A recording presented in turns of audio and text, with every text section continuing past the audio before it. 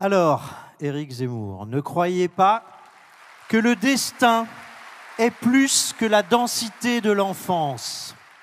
Qu'est-ce que ça vous a inspiré? Je suis d'abord très séduit par l'enfance de Michel.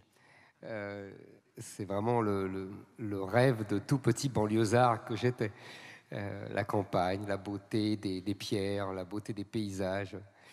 J'ai pas connu ça moi quand j'étais enfant, sauf quand j'allais en vacances. Et donc vraiment c'était très beau. Et évidemment, c'est évident que l'enfance est un destin. Je vais vous dire, plus je vieillis, plus je m'en rends compte. C'est-à-dire que je pense qu'on est vraiment, c'est une banalité que de le dire, hein, déterminé par son enfance à un point qu'on n'imagine pas.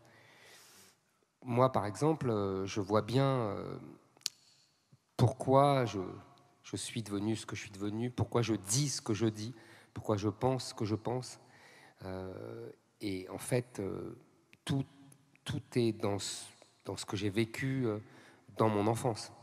Et pour deux raisons assez simples d'ailleurs. Je crois, d'abord j'ai grandi, je l'ai dit à un moment, avant le regroupement familial. C'est-à-dire que j'ai connu la banlieue avant le regroupement familial.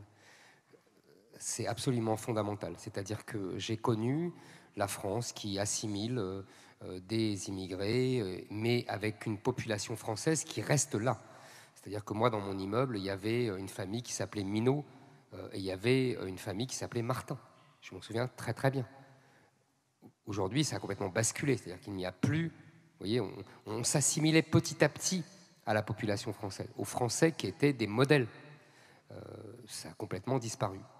Et donc, quand aujourd'hui j'explique ce que je voudrais pour la France, ce que je voudrais retrouver pour la France, et quand je dis ce que les générations du passé ont fait, ont connu et ont réussi, quand je vois l'incompréhension, l'incrédulité, voire l'hostilité des gens qui sont en face de moi de ce que je raconte, je ne comprends même pas leur attitude. Parce que pour moi, c'est naturel. Et deuxièmement, j'ai été élevé par une famille qui avait un patriotisme à fleur de peau. C'est-à-dire que l'amour de la France était quelque chose de vraiment d'abord d'inné, de naturel et de puissant. Et on ne discutait pas, on ne rigolait pas avec ça. Et moi, j'ai connu les deux époques, c'est-à-dire que j'ai connu dans mon enfance, c'était comme ça.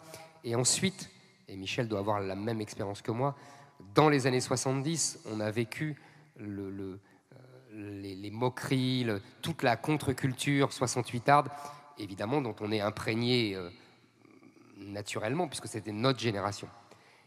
Et donc, je pense que ce patriotisme très fort m'a aussi imprégné et qu'il m'est devenu maintenant aussi naturel que l'air que je respire.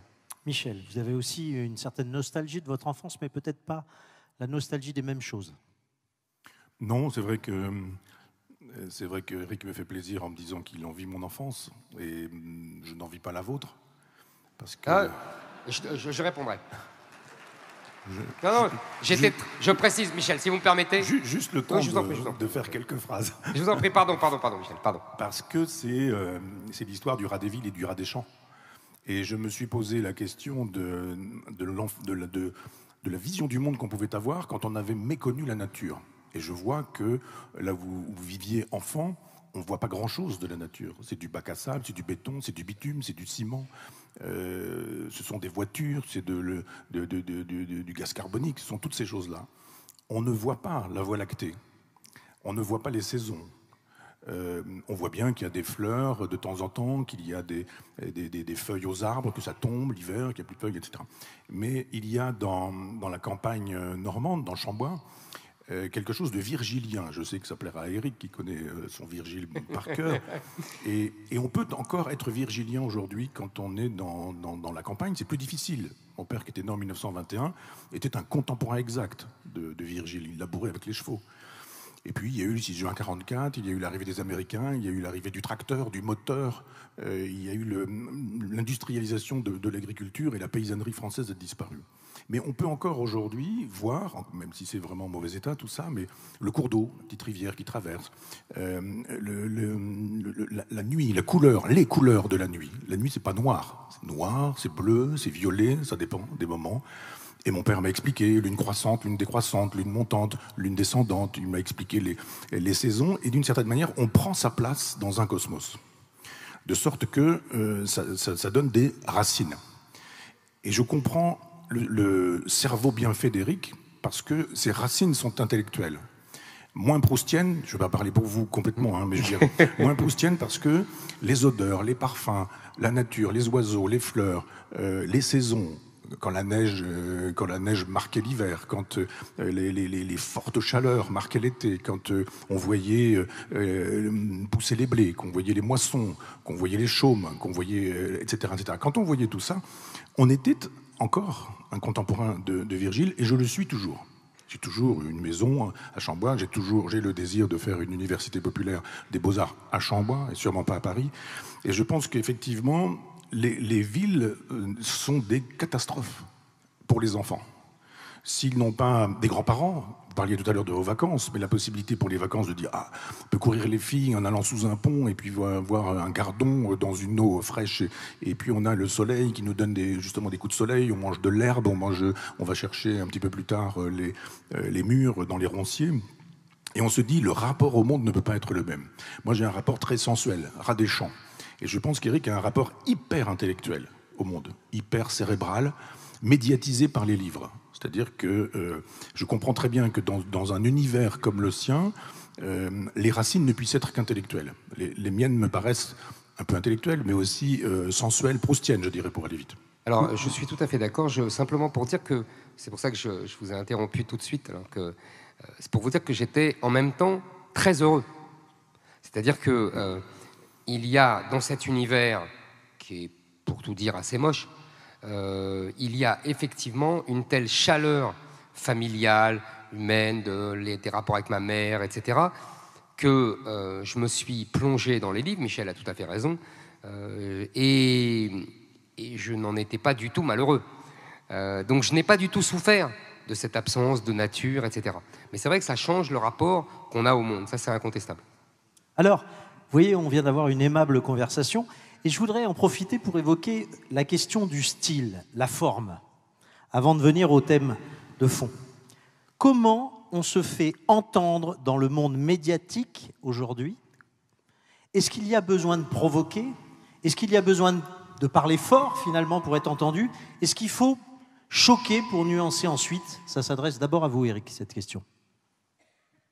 Je ne sais pas pourquoi vous me posez cette question. Je vous taquine, j'ironise, mais pas tant que ça. Et c'est dans la continuité de ce que je viens de vous dire. C'est-à-dire que moi, contrairement à ce qu'on croit, contrairement à ce que mes adversaires disent, je trouve ça toujours grotesque quand ils prétendent que je fais tout ça pour faire le buzz, comme ils disent, pour provoquer, pour me faire remarquer. Pas du tout. Je dis vraiment, je n'ai pas du tout l'impression de choquer et de provoquer, puisque, je vous l'ai dit en préambule, tout ce que je dis a existé. Tout ce que je dis était d'une banalité confondante. Parce qu'en fait, il s'est passé quelque chose que j'ai décrit, analysé dans plusieurs livres. Il y a eu, de la part d'une certaine gauche, une volonté délibérée et très réussie de détruire le monde dans lequel nous vivons. Et pour détruire ce monde, ils ont employé le verbe. Ils ont employé les mots. C'est-à-dire qu'ils ont changé nos rapports aux mots. Ils ont changé les mots, ils ont changé nos rapports aux mots, ils ont changé le sens des mots. Vous savez, c'est le mot de Lénine que je cite souvent. Faites-leur manger le mot et vous leur ferez avaler la chose. C'est toute la méthode de la gauche, qu'on je ne sais pas comment on peut les appeler, des constructionnistes.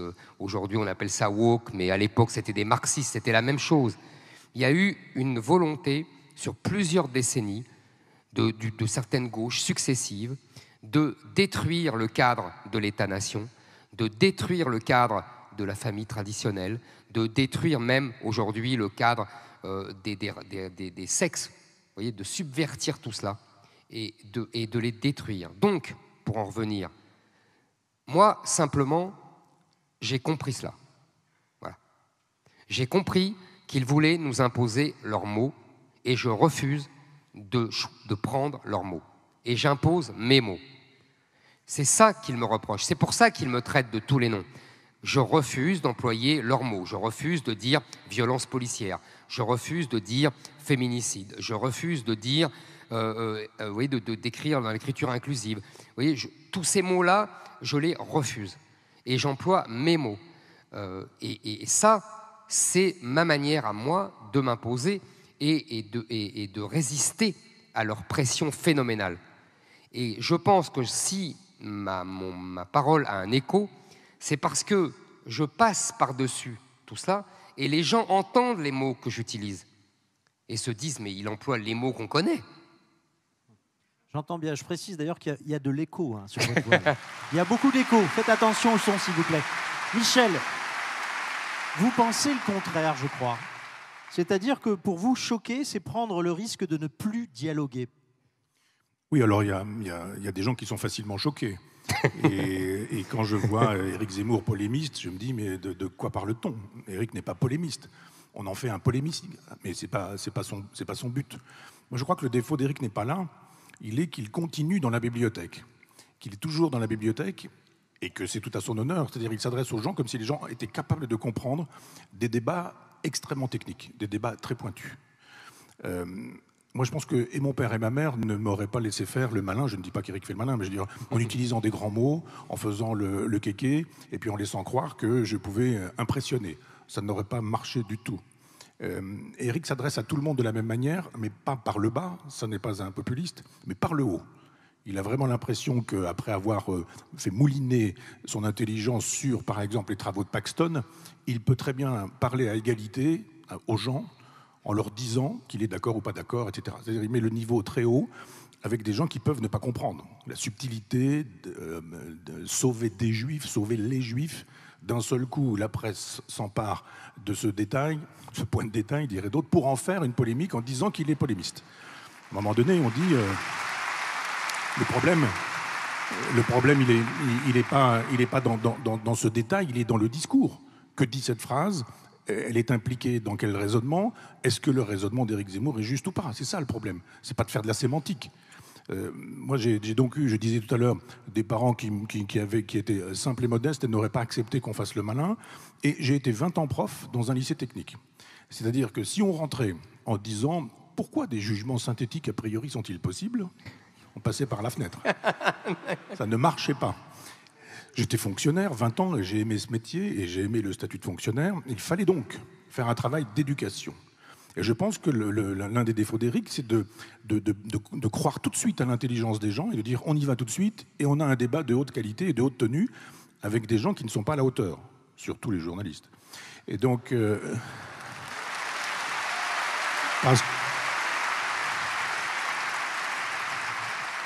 on appelle ça des punchlines. C'est ce qu'on va retrouver dans la presse demain. C'est pour les aider à faire leur papier. Et donc, il y a juste un moment donné où... Je vais arrêter parce que sinon, on va passer toute la soirée. Et donc, je vois bien la culture d'Éric quand je lis ses livres. J'ai lu son livre récemment, là, et on se dit, mais toutes les références qu'il faut avoir pour comprendre parfois un raisonnement, une allusion, une plaisanterie, un trait d'humour, etc., etc.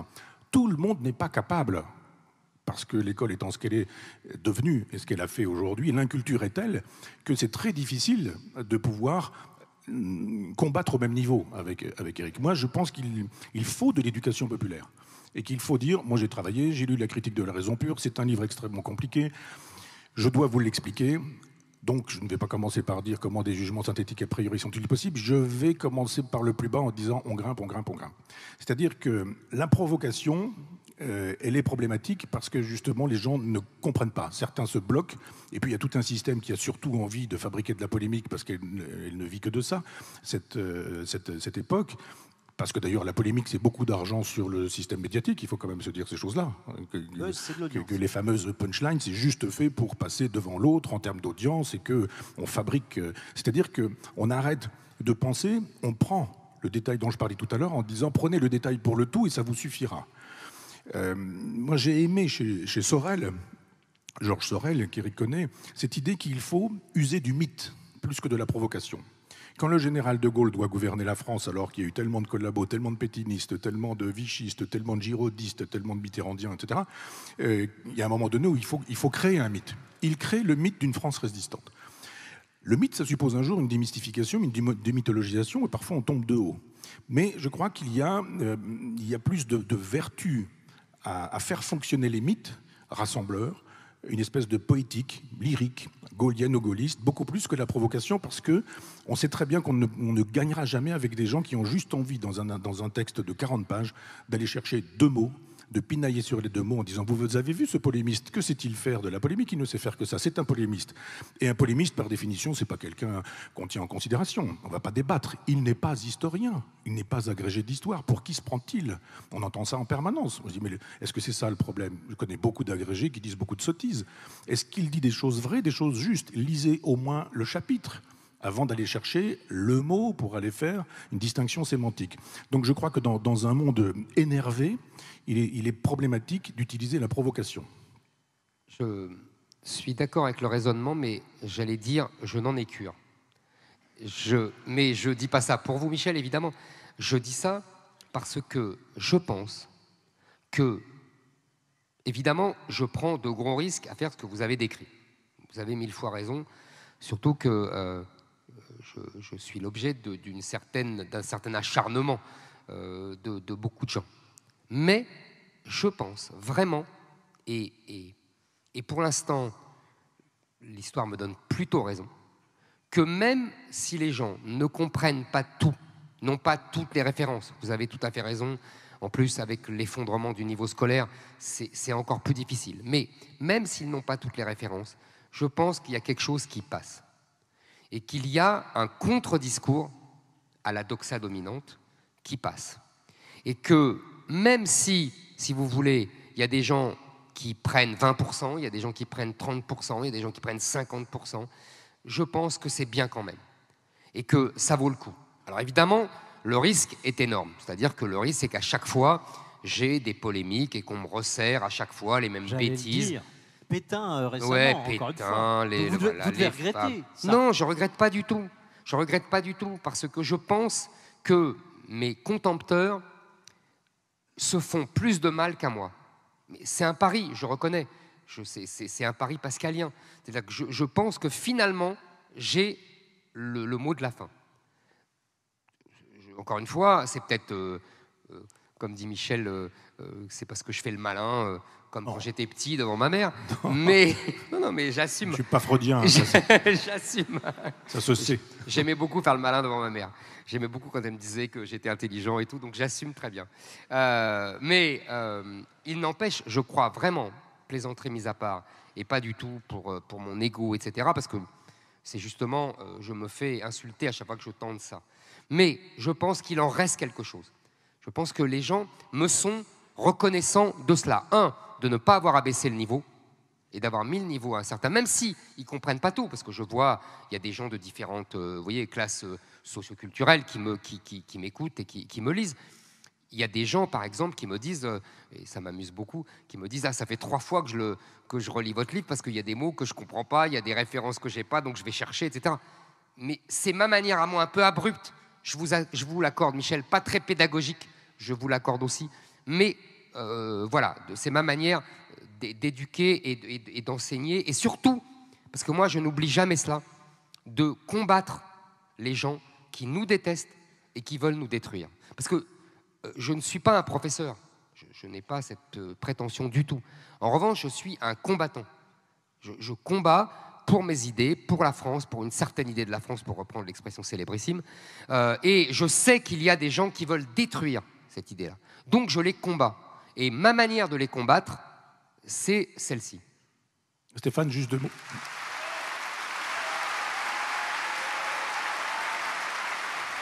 Michel a quelque chose à vous dire. Non, j'entends bien, mais je crois que le risque, c'est la blessure et l'humiliation. C'est-à-dire dans un univers qui est devenu violent, je disais tout à l'heure, écorché, inculte. Il est difficile d'avoir des débats avec des gens à qui on est obligé d'expliquer. Je vous entendais l'autre jour utiliser un conditionnel en disant « ah yes ». Je me suis dit, il faut effectivement dire AIS justement pour préciser. Mais combien de gens savent que AI ou AIS, ça suppose le futur ou le conditionnel, et que s'il y a un S, ça suppose des conditions. S'il n'y a pas de S, il n'y a pas de conditions. Il est bien de le signaler, mais juste dire « ah, mais j'avais bien précisé qu'il y avait un S », plein de gens ne sont plus capables de voir la précision. Donc je pense que c'est mon pessimisme qui consiste à dire attention à ne pas prendre les gens pour plus intelligents qu'ils le sont, dans un univers où on leur a appris justement, désappris à lire, écrire, compter, etc. Mais surtout, on ne leur a pas appris à penser, à réfléchir, à avoir le sens de la nuance, de la subtilité, de la délicatesse. Et on y va vraiment au bulldozer. Et là, effectivement, on est un salaud, une ordure, un vichiste, un pétiniste, un stalinien. Enfin, on arrive à dire des choses totalement sottes juste parce qu'on se dit, mais est-ce qu'on pourrait, au-delà de la sémantique, aller au-delà de la phrase, du mot que vous n'aurez pas compris, pour qu'on envisage la phrase et peut-être même l'idée. Donc ça, je pense que c'est dommage de prendre le risque de blesser, toujours, des gens qui peuvent estimer que vous seriez antisémite, que vous seriez raciste, que vous seriez xénophobe, parce que c'est facile de le laisser croire quand on a envie de le laisser croire, c'est facile de le dire et de faire de telle sorte que ça mouline et que ça tourne sur le net, et c'est difficile d'aller expliquer que le racisme ou la xénophobie ou l'antisémitisme, c'est pas très exactement ça, parce qu'aujourd'hui, les mots ont perdu de leur sens, ont perdu de leur valeur, et c'est difficile d'estimer qu'on doit pouvoir parler comme si les gens avaient été formés dans les écoles qui ont été les nôtres. Alors, on va essayer de continuer, pardonnez-moi. Non, mais en plus, j'ai rien ajouté, simplement, c'est le risque que je prends. Entendu. Voilà. On me précise que vous êtes bien en termes d'égalité de temps de parole, donc je m'en félicite. Merci messieurs de jouer le jeu. Puis ça me change, quelqu'un qui ne me coupe pas la parole toutes les 30 secondes. Donc alors, merci. On va laisser ces problèmes de forme et aller au cœur des choses maintenant. Je voudrais qu'on parle ensemble de la question de la guerre civile. Vous êtes à peu près d'accord tous les deux. Nous sommes dans un climat de guerre civile et il y a une attente très forte des Français pour l'échéance qui vient sur le thème de la sécurité, dont je rappelle qu'il est un droit fondamental. C'est d'ailleurs le thème de notre dernier numéro, Michel, Front Populaire, qui était consacré à la sécurité qui est une liberté aussi, ne l'oublions pas.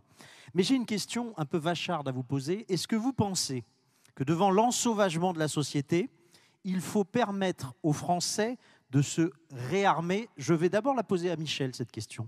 Se réarmer. Alors, réellement, c'est-à-dire... Réellement. Oui, intellectuellement, la réponse est oui. Moi, j'ai fait une partie de mes études avec Madame Goyard, qui était professeure de philosophie politique et juridique, et on avait une lecture de Hobbes qui n'était pas exactement la même, parce que moi, j'ai lu l'œuvre complète de Hobbes, et il y a 3 ou 4 lignes qui nous permettent de savoir ce qu'est véritablement la pensée de Hobbes. Hobbes dit, dans la nature, il y a une espèce de sauvagerie naturelle. Et il faut passer un contrat social pour faire de telle sorte que chacun renonce au pouvoir de nuire sur autrui, chacun ayant renoncé au pouvoir d'autrui, il obtient la sécurité que l'État lui confère. C'est le contrat social. J'ai renoncé à nuire, mais en même temps, l'État me protège. La question, et alors Hobbes dit, si l'État ne protège plus, alors on peut recouvrer la liberté d'origine. La liberté de dire, je vais régler le problème par moi-même. Beccaria, par exemple, qui passe pour le héros, qui nous dit, dans plein XVIIIe siècle, avec son traité des délits et des peines, qu'il ne faut pas torturer, qu'il faut abolir la peine de mort, très bien, dit qu'il faut armer les gens. C'est-à-dire qu'à l'époque de la Révolution française, on imagine qu'une partie de la sécurité peut être assurée par le fait que les gens puissent être armés et tenir en respect des individus en leur disant bah, « écoutez, la police n'est peut-être pas là, mais moi je suis là et on va régler le problème de cette manière-là ». C'est au moins un débat. J'aurais longtemps dit non. Eric aussi, je présume, enfin, on est tous weberiens, on sait que l'État dispose du monopole de la violence légale et qu'on ne peut pas faire la loi par soi-même. Mais quand la loi n'est plus faite, plus aucune loi n'est faite. C'est-à-dire, c'est la loi de la jungle. C'est-à-dire que ce sont les délinquants qui font la loi. Eux, ils sont armés. Que fait-on avec des gens qui disent « moi je suis armé, je suis délinquant, la loi je n'en ai rien à faire ». Une justice. C'est pour ça que je vous pose la question. Voilà, et c'est pourquoi je vais répondre. Et il y a un moment donné où on se dit « mais qu'est-ce qu'on peut bien faire ?» Alors, l'idée d'un armement de style américain, du genre les armes sont en vente libre, vous allez vous acheter un arsenal, vous faites comme vous voulez, etc., me semble excessif, même si le Normand que je suis sait que les chasseurs sont nombreux et que les fusils de chasse ne sont pas à l'origine de beaucoup d'homicides. Les homicides, ils sont rarement faits par des chasseurs qui tuent tel ou tel, première chose.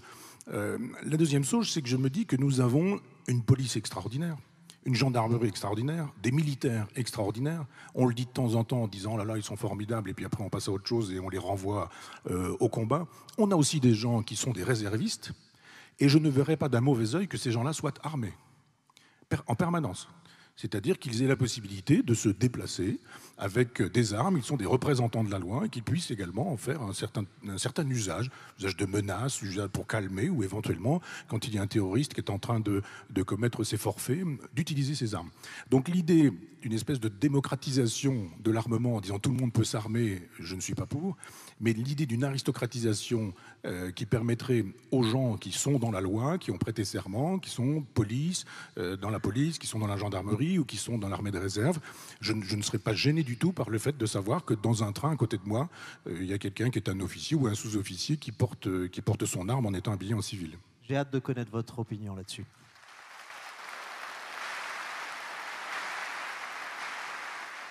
Pas une question facile.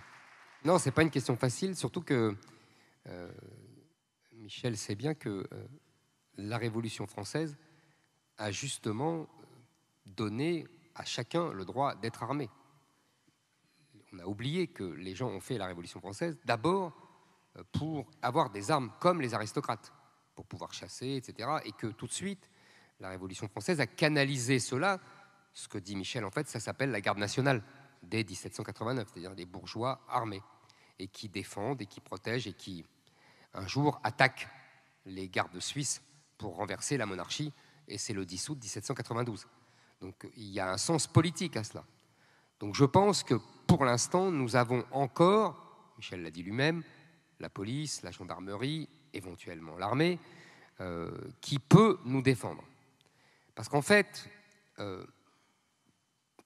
Michel a cité Hobbes, mais moi je ne pense pas que nous soyons dans le monde de Hobbes.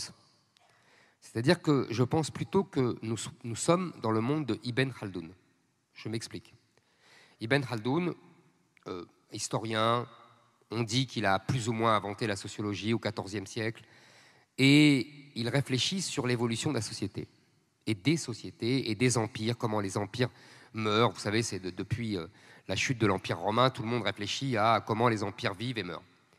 Et lui a une thèse que je trouve tout à fait conforme à ce que nous vivons.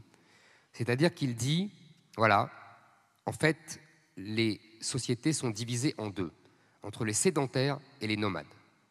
Les sédentaires travaillent, payent des impôts, enrichissent la société, et il y a des nomades qui sont aux confins de la société et qui, dès que les sédentaires sont affaiblis, parce que la croissance, la prospérité, ça affaiblit, ça désarme, ça amollit, en profitent pour les attaquer et les voler, les piller, etc. Je pense que nous vivons exactement ce temps-là. C'est-à-dire que nous sommes exactement dans une situation où les sédentaires amollis sont agressés par des nomades venus du sud de la Méditerranée. Alors, que faire ? Donc, que faire ? Il faut, et alors là on revient à Hobbes, il faut l'État, le retour de l'État, de la fermeté de l'État. S'il est affaibli ? Mais l'État ne doit pas faiblir.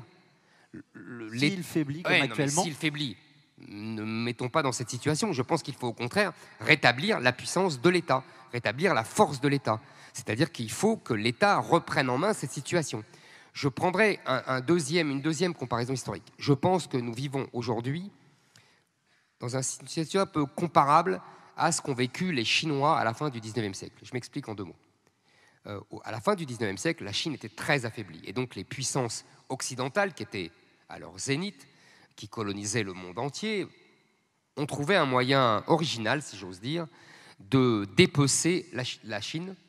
C'est ce qu'on a appelé, non, la guerre de l'opium, oui, d'ailleurs, bravo, parce que c'est ce à quoi je pensais, mais à des concessions. C'est-à-dire que la Chine était obligée, tellement affaiblie qu'elle était, de concéder des portions de son territoire à l'Angleterre, à la France, aux États-Unis, à l'Allemagne.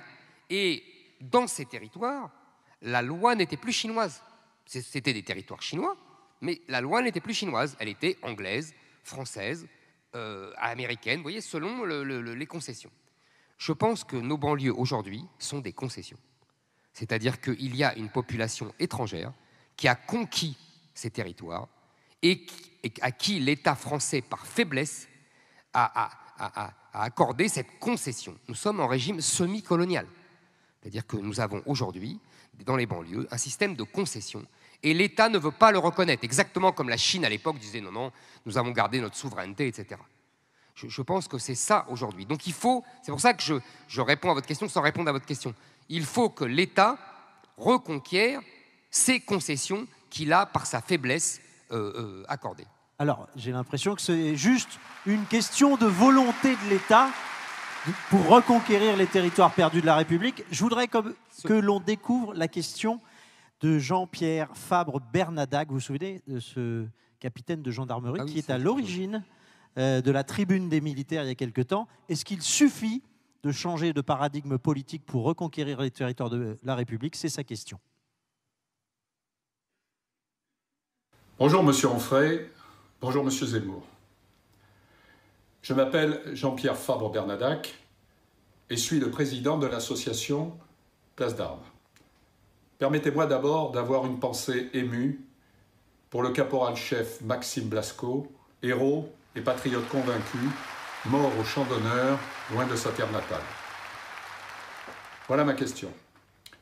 Suite à ma lettre au gouvernant, dite faussement lettre des généraux, 49% des Français ont indiqué, dans un sondage, vouloir que l'armée agisse même sans l'aval des dirigeants, montrant ainsi leur défiance des gouvernements successifs. Vu cet état d'esprit, un nouveau président peut-il changer la donne alors que, comme vous l'avez indiqué vous-même, nous avançons inexorablement vers une implosion du pays et que l'anti-France s'est infiltrée dans toutes les institutions? Alors, réponse. Pourquoi c'est pas une question qu'on pose au candidat on a dit. Non, mais je vais répondre rapidement. Je plaisante. Non, mais j'ai compris. Je pense que oui. Je pense qu'il n'est pas trop tard. Je pense qu'on peut encore montrer sa fermeté. On a tous les moyens, on a la police. Je ne dis pas que c'est facile. Hein. Je connais, on m'explique que ce n'est pas possible si toutes les banlieues flambent en même temps, qu'on ne tiendra jamais. Je connais tout cela. Mais il me semble que c'est encore possible aujourd'hui. Je pense que nous avons commencé une dégradation terrible. C'est pour ça que ça m'agace considérablement quand on me dit que je pousse à la guerre civile. Moi, j'ai l'impression que quand on égorge un professeur en pleine rue, c'est déjà quelque chose qui ressemble à une guerre civile. Quand on... Vous voyez, je vais pas ressasser les prêtres dans les églises, la pauvre commissaire dans son commissariat, etc., etc. Ce que je veux dire, c'est que on a souvent connu des guerres civiles en France. Ce qu'on a oublié, c'est que ça met beaucoup de temps à prendre des proportions monstrueuses. Je vous donne un seul exemple. Tout le monde a en tête la Saint-Barthélemy, 1572, 26 août 1572, un massacre de protestants. Tout le monde a oublié qu'en vérité, les affrontements entre protestants et catholiques, ça fait 50 ans que ça dure.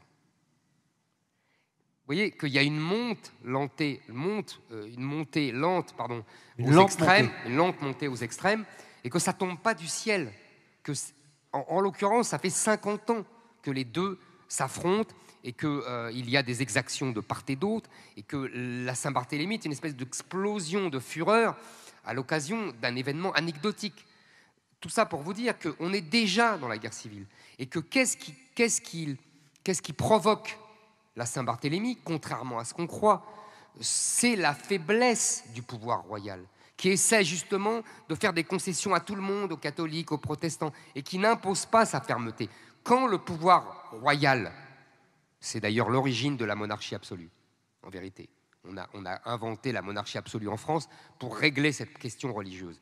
Quand le pouvoir royal, Henri IV, puis surtout Louis XIII et Richelieu, vont montrer leur force, ça sera fini. Vous voyez, il faut bien comprendre ça.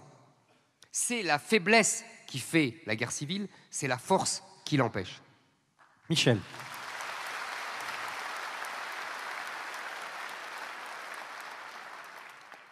Moi, je pense qu'il faut contextualiser la banlieue et qu'on ne peut pas être dans une logique un peu idéaliste en disant les banlieues, banlieue avec un B majuscule, en disant voilà, il y a un problème des banlieues. Il arrive de la drogue dans les banlieues et il sort de la drogue des banlieues. Donc ma question, c'est d'où vient-elle, cette drogue, et où va-t-elle?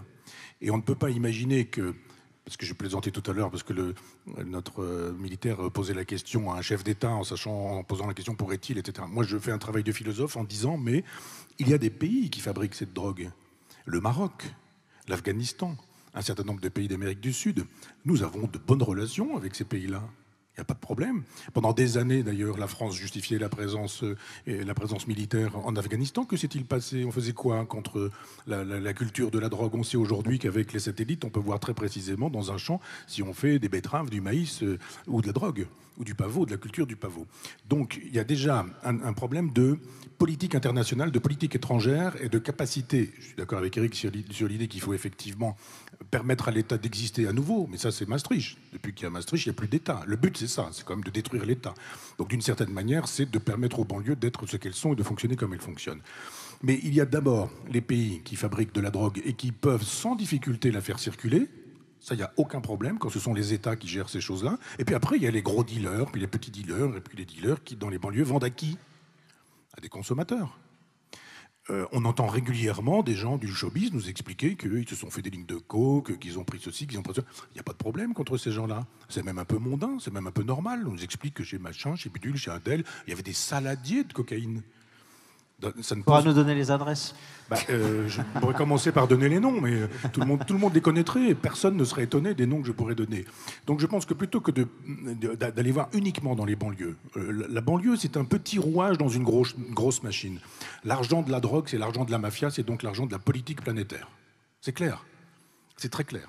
Donc, comme j'ai eu une conversation avec une amie qui a été ministre de la culture en Haïti et qui m'expliquait comment les États-Unis avaient la main mise sur Haïti et comment, par exemple, la famille Clinton détournait l'essentiel de l'argent qui part là-bas, etc. Donc il y a une grande mafia planétaire. Un chef d'État, c'est bien. Notre ami parle du chef de l'État, mais le chef de l'État, il pilote un État dans un monde. Et le marché de la drogue, c'est pas juste la banlieue. Pas aller s'exciter sur les banlieues ou contre les banlieues en disant le problème il est là, point à la ligne. Non, il y a des pays producteurs. Comme par hasard, nous ne sommes pas fâchés avec ces producteurs. Comme par hasard, ces pays producteurs peuvent exporter. Et comme par hasard, la chasse, elle commence quand on a des petits dealers. Même les gros dealers nationaux sont des petits dealers par rapport à la planète. Et puis après, cette consommation. Qu'est-ce qui fait que la France est devenue le pays où on boit le plus, où on consomme le plus d'antidépresseurs, d'anxiolytiques, de somnifères, de drogues? Qu'est-ce qui fait que des enfants peuvent rentrer au collège en ayant fumé des pétards? Au collège, je dis bien. Au collège.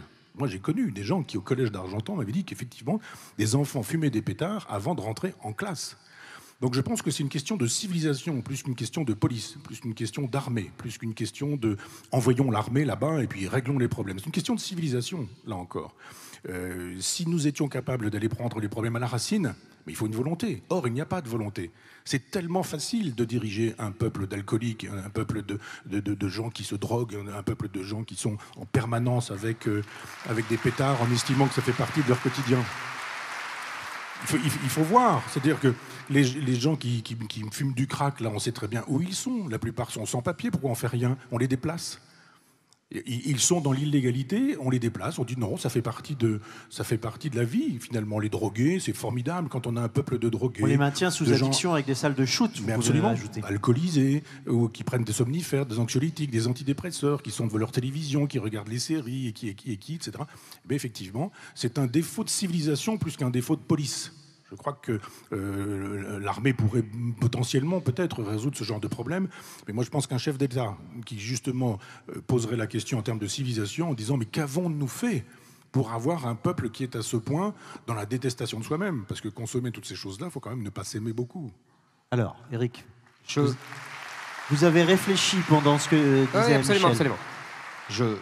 Je vais même abonder dans son sens au départ en disant que personne n'a remarqué en Afghanistan que lorsque les talibans sont revenus, que personne n'a fait la remarque que le seul moment où l'Afghanistan n'a plus produit de drogue, c'est lorsque les talibans gouvernaient dans les années 90, comme par hasard. Absolument. Et si vous permettez, les Américains avaient dit quand vous ne produirez plus ce genre de choses, on vous aidera, on vous donnera.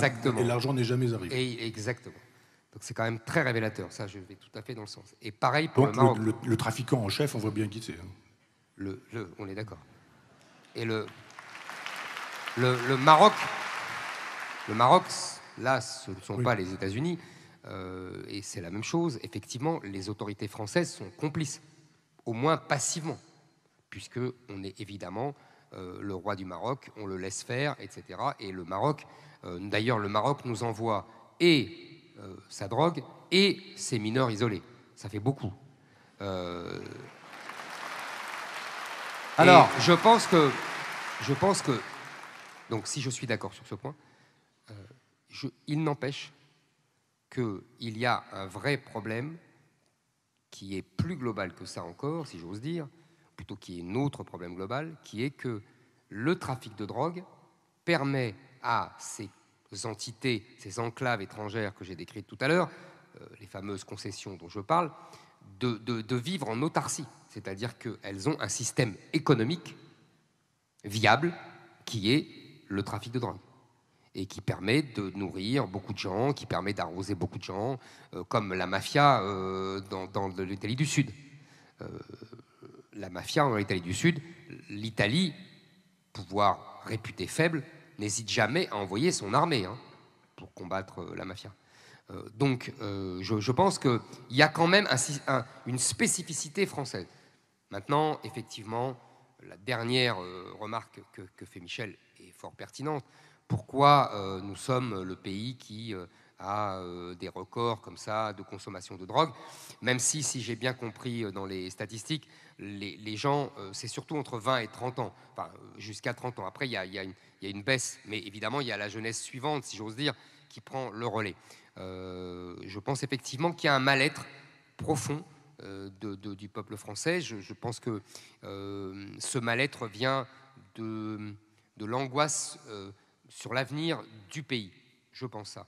Je ne pense pas que ça soit un mal-être existentiel, personnel, parce qu'on n'est plus que dans la consommation, enfin les explications habituelles. Mais ça, c'est une discussion qui nous mènerait trop loin. Alors, derrière la guerre civile, messieurs, il y a la guerre de civilisation. Alors, Éric, vous dites qu'on assiste à la mort de ce que De Gaulle appelait la vieille nation de race blanche, de culture gréco-romaine, de religion chrétienne. Pour vous, Éric, c'est le grand remplacement ethnique et religieux qui est le grand péril. Et pour vous, pardon d'avance d'être un peu ironique, mais Michel, vous voyez le temps très très long. Alors vous dites que vous aimez le temps long. Michel voit le temps très très long parce que pour lui, derrière la guerre de civilisation, le grand danger, c'est plutôt le transhumanisme, vous voyez ? La marchandisation du corps, les travaux pour retarder la mort. C'est ça qui arrive et qui menace totalement notre modèle civilisationnel. Michel, c'est ça le péril principal, plus que la guerre de civilisation, c'est-à-dire l'islam en France ? Oui, je pense, oui. Il y a beaucoup de Pas livres. Une bonne nouvelle ce soir. Non, mais c'est ainsi. En même temps, on va pas déplorer, mais c'est difficile de réfléchir aux conditions de la fin de Rome. Il y a un nombre considérable de livres qui viennent nous expliquer pourquoi il y a eu la chute de Rome. Est-ce qu'elle a même eu lieu? D'autres disent non, il y a une antiquité tardive, c'est pas une décadence, etc., etc. Bon, il y a des débats considérables. Il se fait que moi, j'ai travaillé sur cette question-là. J'ai écrit un gros livre qui s'appelle Décadence, mais un petit livre que j'ai fait après être allé aux Marquises, aux îles Marquises. C'était très intéressant pour moi de travailler sur une petite civilisation parce que Ségalen, qui est un grand poète, qui est un philosophe aussi pour moi, écrit un livre qui s'appelle Les Immémoriaux, au début du XXe siècle, 1907, je crois. Il voulait d'ailleurs avoir le prix Goncourt avec ça. C'était un roman, mais en même temps un roman tellement soutenu par de l'ethnologie et des récits ethnologiques et ethnographiques, c'était assez formidable. Et il raconte dans ce livre comment une civilisation s'effondre. Et je pense que là-dessus, Éric et moi, on ne sera pas d'accord du tout. Parce qu'on dit, oui, les missionnaires sont arrivés et ils ont imposé leur civilisation. C'est comme ça que finalement la civilisation maori a disparu. Ségalen ne dit pas du tout. Si les j'allais dire les séminaristes, mais si les jésuites peuvent arriver et prendre cette place, c'est parce que la civilisation est déjà morte.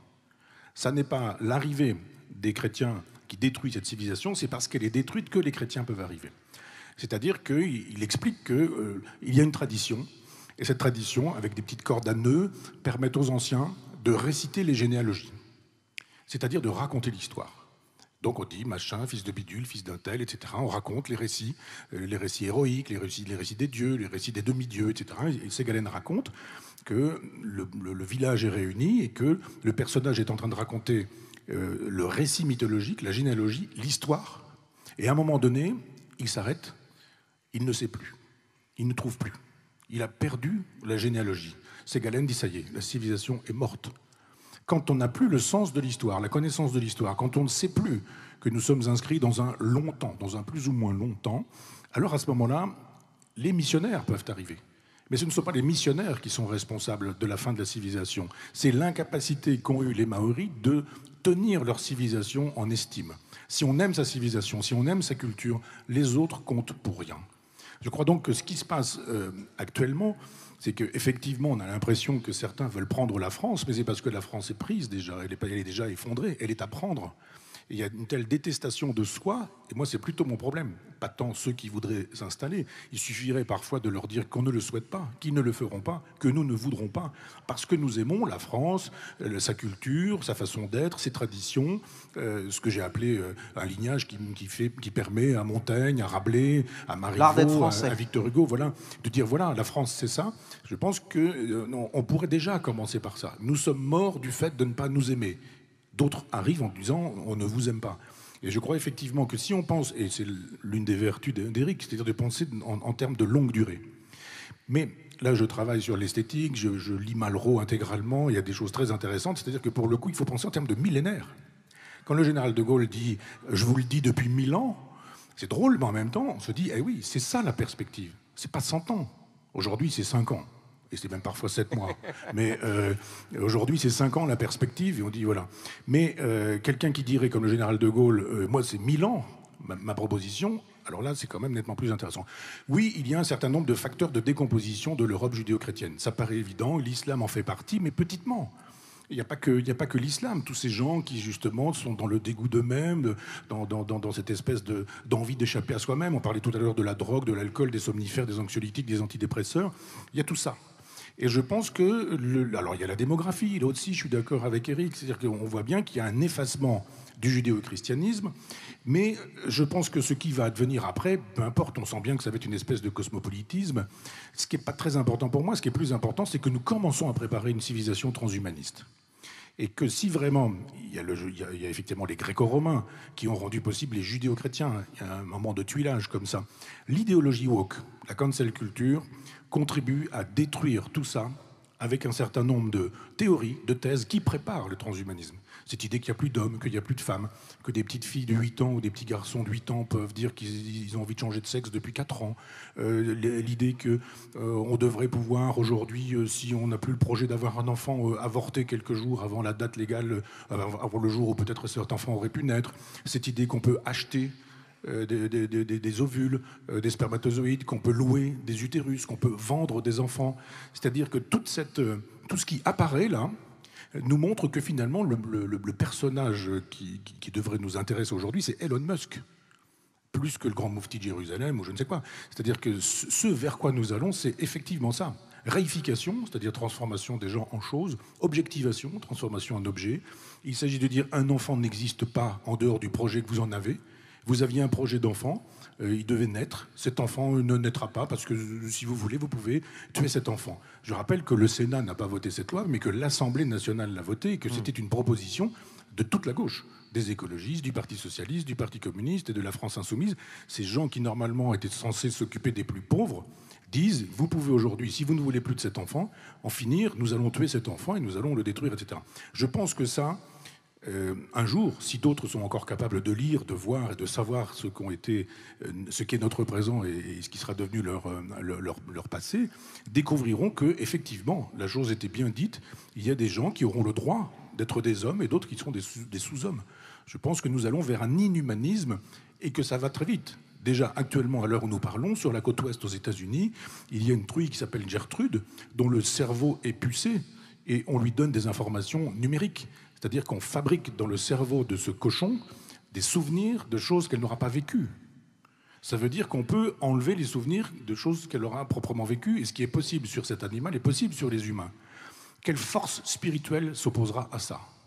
Alors, seule une force spirituelle le pourrait, il n'y en a pas. Moi, je pense que la vraie crainte, elle est là. Alors, Michel nous dit que c'est foutu. On a un petit peu les musiciens sur le pont du Titanic. Éric, vous aviez pensé à ça ? Moi, j'ai beaucoup moins d'imagination que Michel. C'est réel. Je sais bien. Mais en revanche, je le suis sur le temps long de 1000 ans. Je vais essayer de dire exactement ce que je vois, moi, sur justement l'évolution depuis 1000 ans. D'abord, évidemment que c'est parce que nous sommes faibles que tout cela nous arrive. Vous savez, c'est le mot de Léopold Senghor, quand l'ancien président sénégalais, quand ses propres compatriotes l'agaçaient avec la responsabilité du colonisateur français, il disait « pour être colonisé, il faut être colonisable ». Donc évidemment que c'est la faiblesse de l'un qui explique la force de l'autre. Mais je vais vous dire, et c'est là mon point de désaccord avec Michel ce soir, je pense que c'est une facilité. C'est-à-dire, et même un brin de complexe de supériorité. Comme si l'autre n'avait pas de volonté propre. Comme si tout ce qui nous arrivait était de notre fait. Même le suicide, même la mort, c'était nous qui étions responsables. Eh bien non, l'autre existe, l'autre a une volonté. Surtout qu'il est porté par justement ces 1000 ans. Je pense, après avoir lu René Grousset, Histoire du monde, qui explique ça remarquablement, qu'en fait, il y a un conflit entre l'Orient et l'Occident depuis la Grèce antique, quand les cités grecques s'opposaient à la Perse. Et que la domination de l'Occident, d'abord par la pensée grecque, puis par la puissance de l'Empire romain, en face, l'Orient a cherché désespérément des moyens de prendre sa revanche. Je pense d'ailleurs que, et Grousset l'explique très bien, que les révoltes juives, vous savez, contre l'Empire romain, sont des tentatives de révolte de l'Orient contre cet Occident, j'allais dire, sur de lui et dominateur. Mais, finalement, l'Orient a trouvé son champion. Et son champion, c'est l'islam.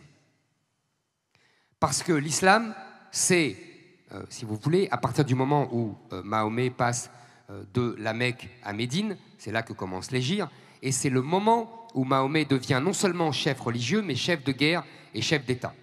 C'est-à-dire que l'islam, c'est quelque chose un bloc fermé, État, société, religion. Et c'est ce champion-là de l'Orient qui s'oppose à l'Occident. Alors depuis 1000 ans, il y a des mouvements de flux et de reflux. La foudroyante avancée des cavaliers arabes au 7e siècle, c'est évidemment une offensive extraordinaire. Et puis, il y a des moments de reflux. À chaque fois, ils sont expulsés d'Espagne au bout de 7 siècles. Puis, petit à petit, ils continuent quand même à menacer toutes les côtes. Qu'allait-il faire dans cette galère ? Tout le monde connaît cette réplique dans la pièce de Molière. Qu'est-ce que c'est qu'allait-il faire dans cette galère ? C'était les galères turques, qui venaient d'Alger et qui attaquaient, qui prenaient des gens français à Toulon, sur la côte méditerranéenne, et qui les emmenaient comme esclaves. On est sous le règne de Louis XIV. On n'est pas sous un petit roi. On est sous le règne de Louis XIV, et Louis XIV ne peut rien faire. Puis, il y a l'extraordinaire domination occidentale. L'Occident prend sa revanche. Et c'est la Renaissance, le XVIIIe siècle, la Révolution française. C'est surtout la conquête de l'Égypte par Bonaparte. Là, il y a une date charnière. Parce que, oui, il y a une scène absolument incroyable quand Bonaparte convoque tous les imams en leur disant bon, alors maintenant, qu'est-ce que vous allez faire? Et il lui dit, les autres répondent mais on te combattra, etc. Et Bonaparte rigole et monte ses canons et dit qu'est-ce que vous avez en face de ça? Et les imams disent le Coran. C'est là un affrontement de civilisation presque pur. Vous voyez, dans ça, il faut bien comprendre le degré de sous-développement que connaît à l'époque le monde musulman. Je donne un seul exemple que j'ai lu. Le confinement a été utile. J'ai lu enfin la correspondance de Napoléon, que je n'avais jamais eu le temps de lire. Et à un moment, on est en 1798, il est en Égypte, il écrit à Joséphine, donc évidemment, il lui raconte, etc. Il lui raconte comment il a massacré avec ses canons les Mamelouks, qu'il admire en même temps parce qu'ils ont des costumes extraordinaires, chamarrés, etc., qui mettent, dit-il, tout leur argent dans leurs costumes. Et il dit, on a un gros problème, on ne peut pas manger de pain. Je lis ça, je me dis, mais c'est bizarre, pourquoi il ne peut pas manger de pain? Et il ajoute, eh ben c'est simple, ils ne connaissent pas le moulin. Et donc, ce sont mes soldats qui leur apprennent à construire des moulins, à les faire marcher, et donc à faire du pain. On est en 1798. Il y a des moulins en France depuis le XIIe siècle. Donc, vous voyez le décalage intellectuel, scientifique, technique, politique. Là, on est au sommet de la domination occidentale qui va évidemment porter toute la colonisation. Porter avec cette colonisation le dynamisme démographique, très important. Je vous donne un seul exemple. Quand les troupes de Charles X débarquent en 1830 en Algérie, la France, nous sommes 28 millions. Pour vous donner une idée, c'est autant que la Russie de l'époque. En face, en Algérie, territoire immense, combien sont-ils? 2 millions.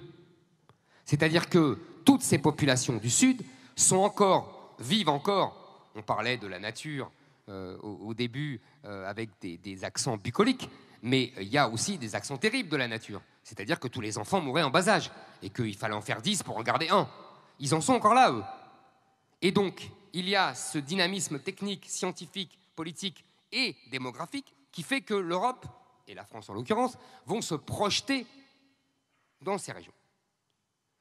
Pour vous donner une idée, il y a en 1900 100 millions d'habitants en Afrique.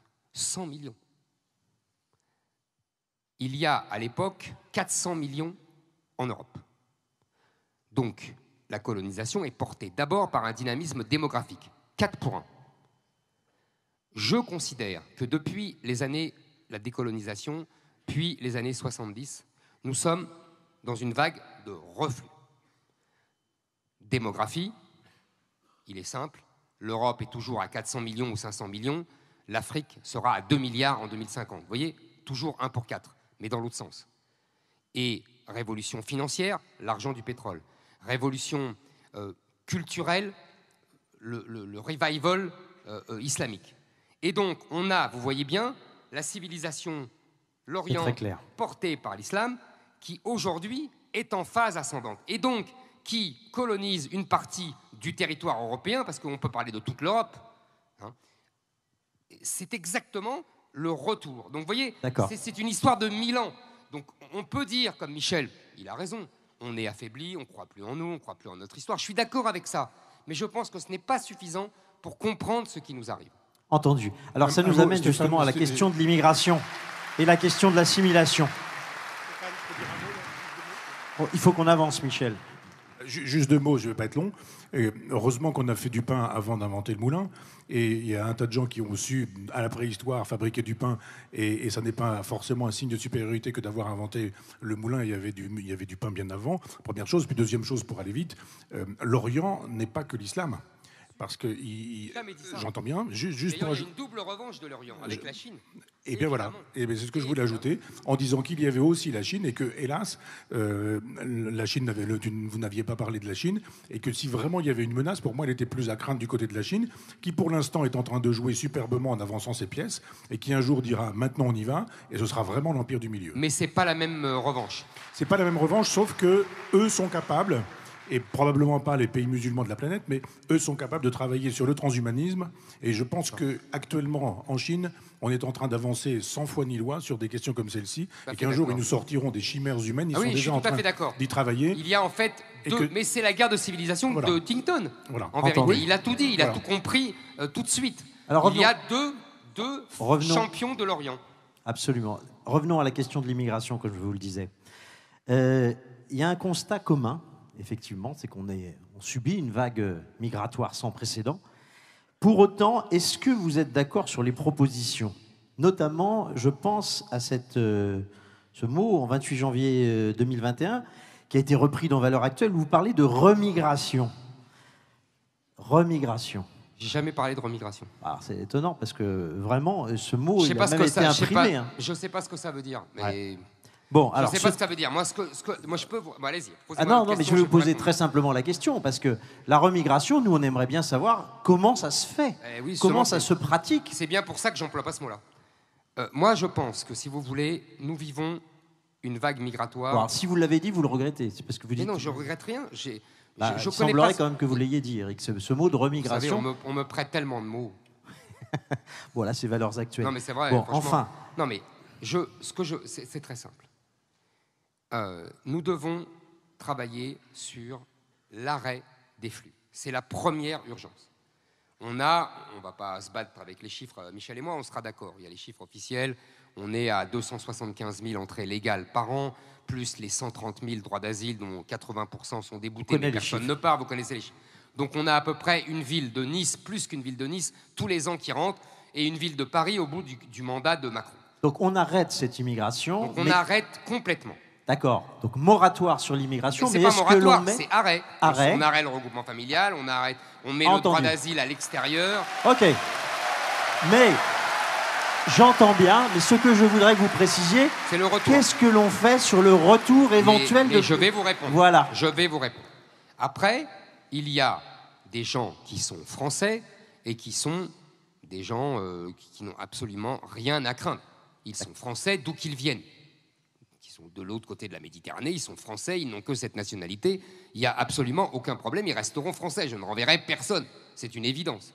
Mais ce que je dis, c'est que nous devons d'abord, après avoir arrêté les flux, on est bien d'accord, on passe cette discussion qui n'est pas évidente, on doit d'abord expulser les clandestins.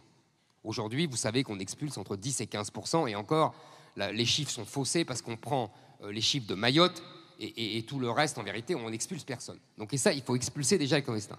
Pour cela, il faut faire pression sur les pays d'origine avec les fameux laissez-passer consulaires. Vous avez vu que Macron a une idée géniale au bout de 4 ans et demi de faire pression sur les États d'origine. Mieux vaut tard que jamais. Il n'y avait pas pensé avant, c'est sûr. Moi, je comprends. Ouais. Donc, il faut aller beaucoup plus loin. Il faut en fait faire pression avec notre aide au développement. Il faut supprimer l'aide au développement des pays qui ne reprennent pas leurs clandestins. Mais il faut aller plus loin. Il faut ensuite expulser tous les délinquants étrangers, qui représentent déjà 25% des prisons françaises. C'est pas mal, ça fait à peu près 15 000 personnes. Il faut ensuite accroître la déchéance de nationalité pour tous les binationaux délinquants. C'est-à-dire, à partir du moment où il y a un crime, où il y a plusieurs délits, Michel parlait des trafiquants de drogue tout à l'heure, là, il y a, pour tous les binationaux, il y en a beaucoup. Il y a la plupart, par exemple, les Marocains sont tous binationaux. La plupart des Algériens sont binationaux. Donc, si vous voulez, évidemment que les gens qui sont honnêtes et qui ne posent pas de problème, il n'y a aucun danger. Mais les autres, on accroît la déchéance de nationalité, puis on les expulse. Et ce n'est pas fini. Je pense qu'il faut arrêter avec l'automaticité des titres de séjour. C'est-à-dire que... La fin du droit du sol. Non, ça c'est autre chose. Le droit du sol, il faut supprimer le droit du sol. Il faut supprimer le droit du sol. Pour moi, oui. pour qu'il n'y ait... Bah, vous savez, le droit du sol, il a été... oui, je connais l'histoire. Bah, vous connaissez l'histoire. Bon, je continue. Je finis, Michel, si vous me permettez. Il faut avancer, hein, parce qu'il bah reste oui, 40 mais là, minutes. vous m'avez coupé, donc pardonnez-moi. Ça va pas. Donc, je disais donc, il faut arrêter avec l'automaticité des titres de séjour. Si les gens ont des titres de séjour d'1 an, de 2 ans, de 10 ans, on ne les reconduit pas automatiquement. Et s'ils sont chômeurs, depuis plusieurs mois, il faudra établir ça précisément, on les renvoie chez eux. On n'a pas vocation à garder ici les chômeurs. Vous savez, j'ai fini, je donne un chiffre pour donner l'ampleur du phénomène. On a un taux de chômage et d'inactifs. On a comptabilisé les chômeurs et les inactifs ensemble. Pour la moyenne de la population française, ça fait 13% de la population française. Pour les étrangers extra-européens, ce chiffre monte à 40%. On n'a pas vocation à entretenir ces gens à ne rien faire. Je pense qu'ils seront mieux chez eux. Alors vous avez entendu, Michel, Éric ne parle plus de remigration. Bon. Vous vouliez réagir par rapport à ce qu'il disait, puisque on peut se dire que si remigration il n'y a plus, bah, on arrête l'immigration illégale. Et on renvoie certains on arrête immigrés. L'immigration illégale. Voilà. Et légale. Attention. Et légale. C'est et comme on arrête l'immigration Georges Marchais légale. l'avait dit en 1980. Mais on ne renvoie pas les gens chez eux. On arrête l'immigration légale et illégale. Ok. Alors, j'en profite avant de passer la parole à Michel pour vous demander de commenter ces mesures qui ont été écrites par les 3000 compagnons de Front Populaire et compagnistes dans un programme commun des souverainistes qui va venir prochainement être publié. Voilà ce qu'ils proposent. Moratoire de 5 ans sur l'immigration, réserver les allocations familiales aux personnes qui résident légalement et ont déjà cotisé à la sécurité sociale, et renégocier les accords de Schengen. En un mot, oui, non, qu'est-ce que vous pensez de ces mesures ? On renégociera Schengen sans problème, mais ça va prendre des siècles. Donc il vaut mieux continuer à ne pas respecter Schengen, comme d'ailleurs on le fait actuellement. D'accord. Deuxièmement, moi, pour les allocations familiales, je pense que c'est de la solidarité, donc ce n'est pas de la contribution. On ne contribue pas pour les allocations familiales, c'est comme les allocations logement. Donc ça, je le réserve aux Français uniquement. Michel, est-ce que vous voulez réagir par rapport à ce que vous venez d'entendre ? Alors d'abord, le constat, il est fait par presque tout le monde aujourd'hui. Il y a ceux qui osent et ceux qui n'osent pas, mais tout le monde voit bien qu'une espèce de libéralisme de la migration ne fonctionne pas. C'est laisser faire tout le monde, en laisser entrer tout le monde, en se disant on accueille tout le monde, mais après vous allez vivre sous les ponts, vous allez vivre dans des toiles de tente, on va déplacer ces toiles de tente, vous allez vous droguer, vous allez, etc., etc. Si on est un tant soit peu sensé et pas idéologue, on se dit effectivement il y a un problème. La solution, moi je crois beaucoup au peuple. Et je crois beaucoup à la possibilité... Alors d'abord aux techniciens qui sont susceptibles de travailler. Moi je dirais, le droit, rien que le droit, tout le droit, ce serait déjà beaucoup.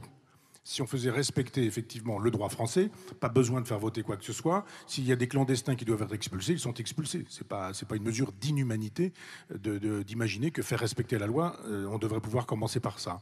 Je pense ensuite que les conditions d'accueil sont impossibles. On ne peut pas imaginer que quand on a à manger pour 10 dans sa maison, on va inviter 50 personnes en laissant 100 personnes arriver aussi en disant c'est inhumain pour tout le monde. Donc effectivement, il y a un problème ici. Je pense qu'il faut un vrai travail, comme on le fait nous à Front Populaire, qui permettrait justement de passer ces questions-là au référendum. Je pense qu'on doit pouvoir référendum. dire... Oui, bien sûr. En disant... mais de toute façon, on est obligé. Enfin, pour mes mesures à moi, on est obligé parce que sinon le juge constitutionnel les casse. C'est ça. Moi d'abord, je pense que après c'est... Vous avez vu ses mesures à lui, le candidat. Ce que je veux dire là, ce que j'ai dit là. Ce que je voulais dire.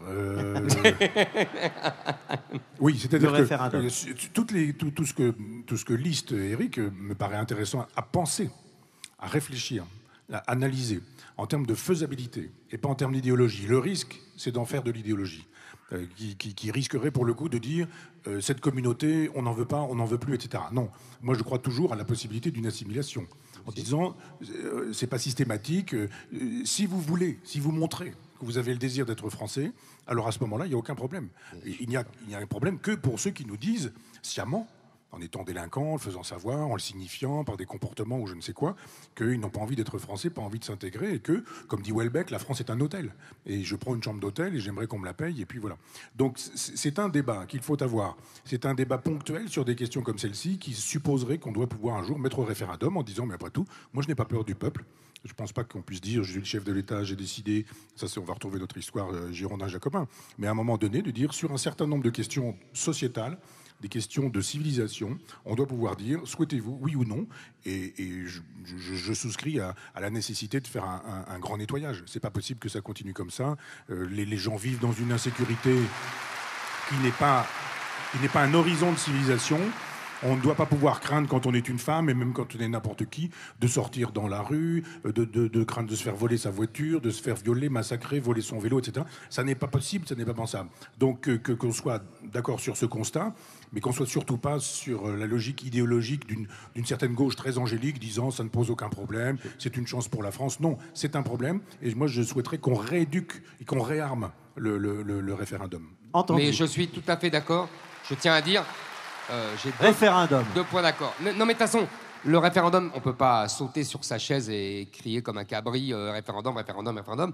En l'occurrence, c'est pour ça que je vous ai dit ça spontanément, pour les mesures que je propose qui seront en contradiction avec la jurisprudence du Conseil constitutionnel et la jurisprudence de la Cour européenne des droits de l'homme, et il n'y a qu'un référendum pour briser cette opposition-là.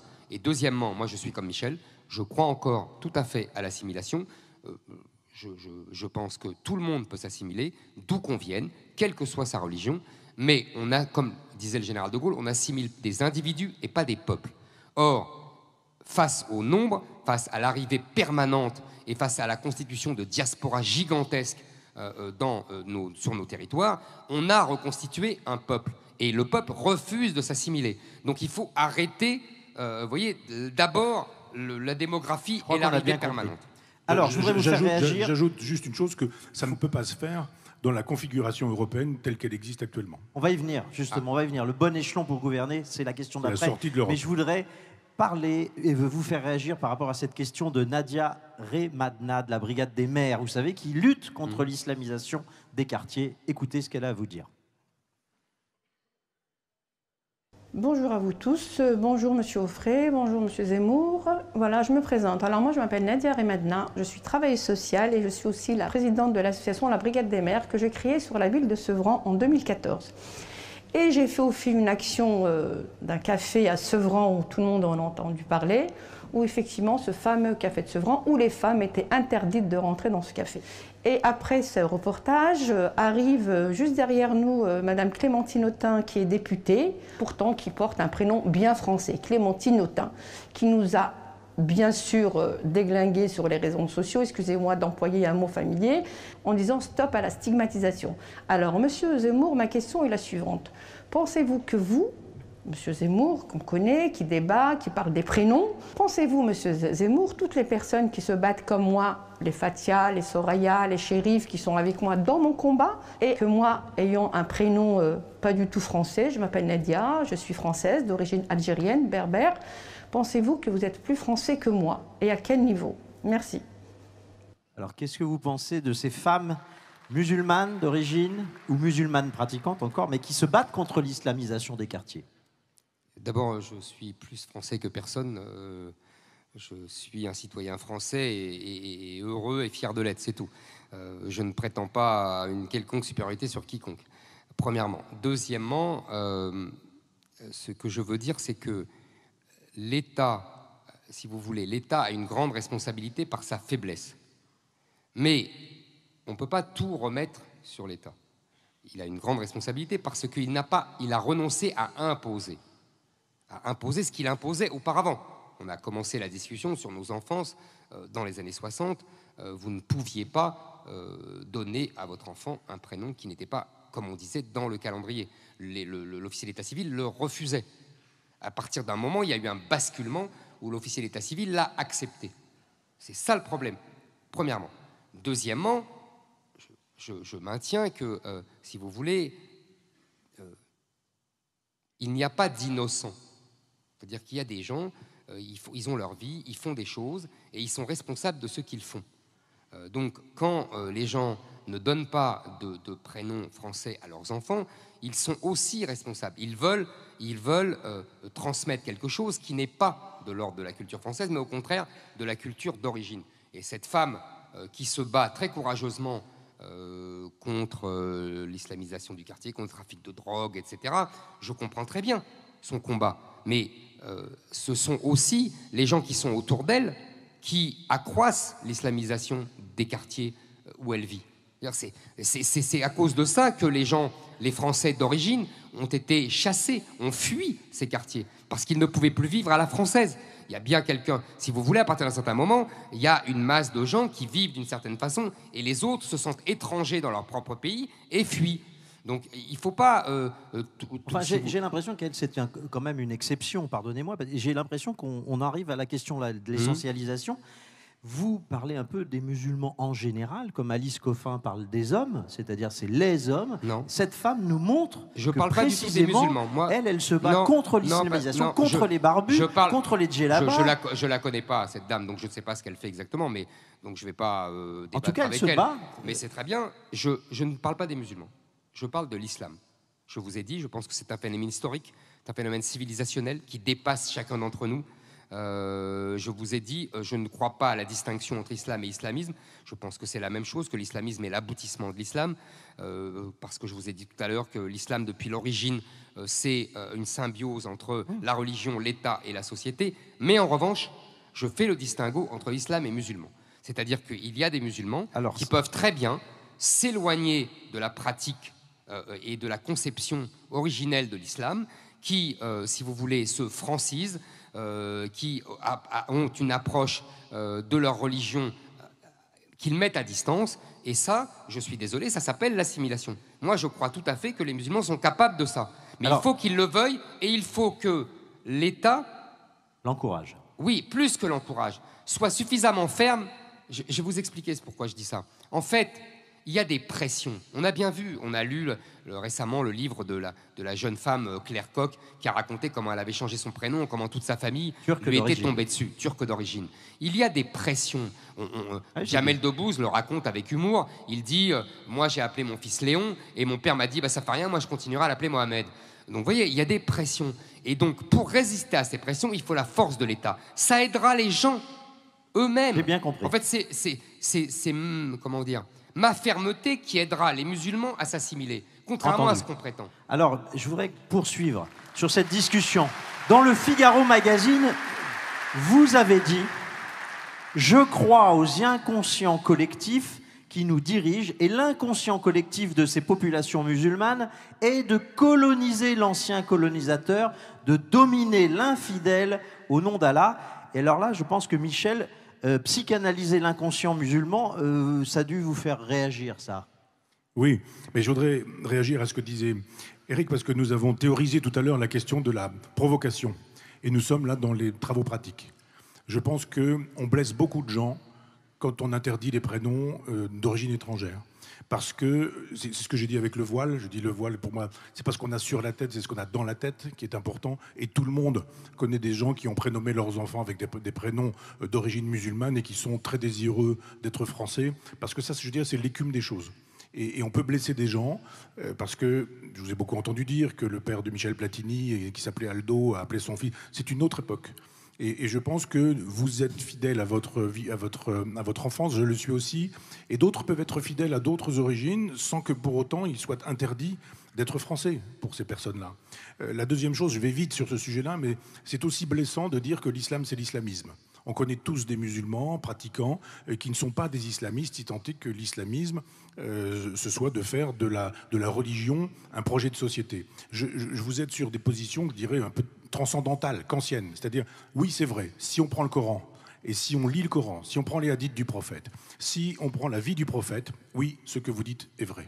Mais ceci dit, cet islam avec une espèce d'I majuscule n'a pas grand-chose à voir avec des musulmans qui pratiquent autre chose, autrement. Exactement de la même manière qu'il y a aujourd'hui des catholiques qui ne croient pas forcément à l'enfer, au diable, à l'infaillibilité papale.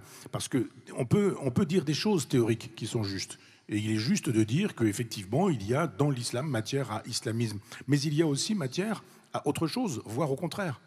C'est-à-dire que je vous ai entendu parler des versets de la Mecque, enfin du Coran de la Mecque et du Coran de Médine. Ça, c'est une invention d'un orientaliste allemand, fin 19e, début 20e. Rien n'est prouvé. Rien n'est prouvé. Non, mais je veux dire que il est dit dans le Coran qu'on ne fait pas l'exégèse d'un texte sacré.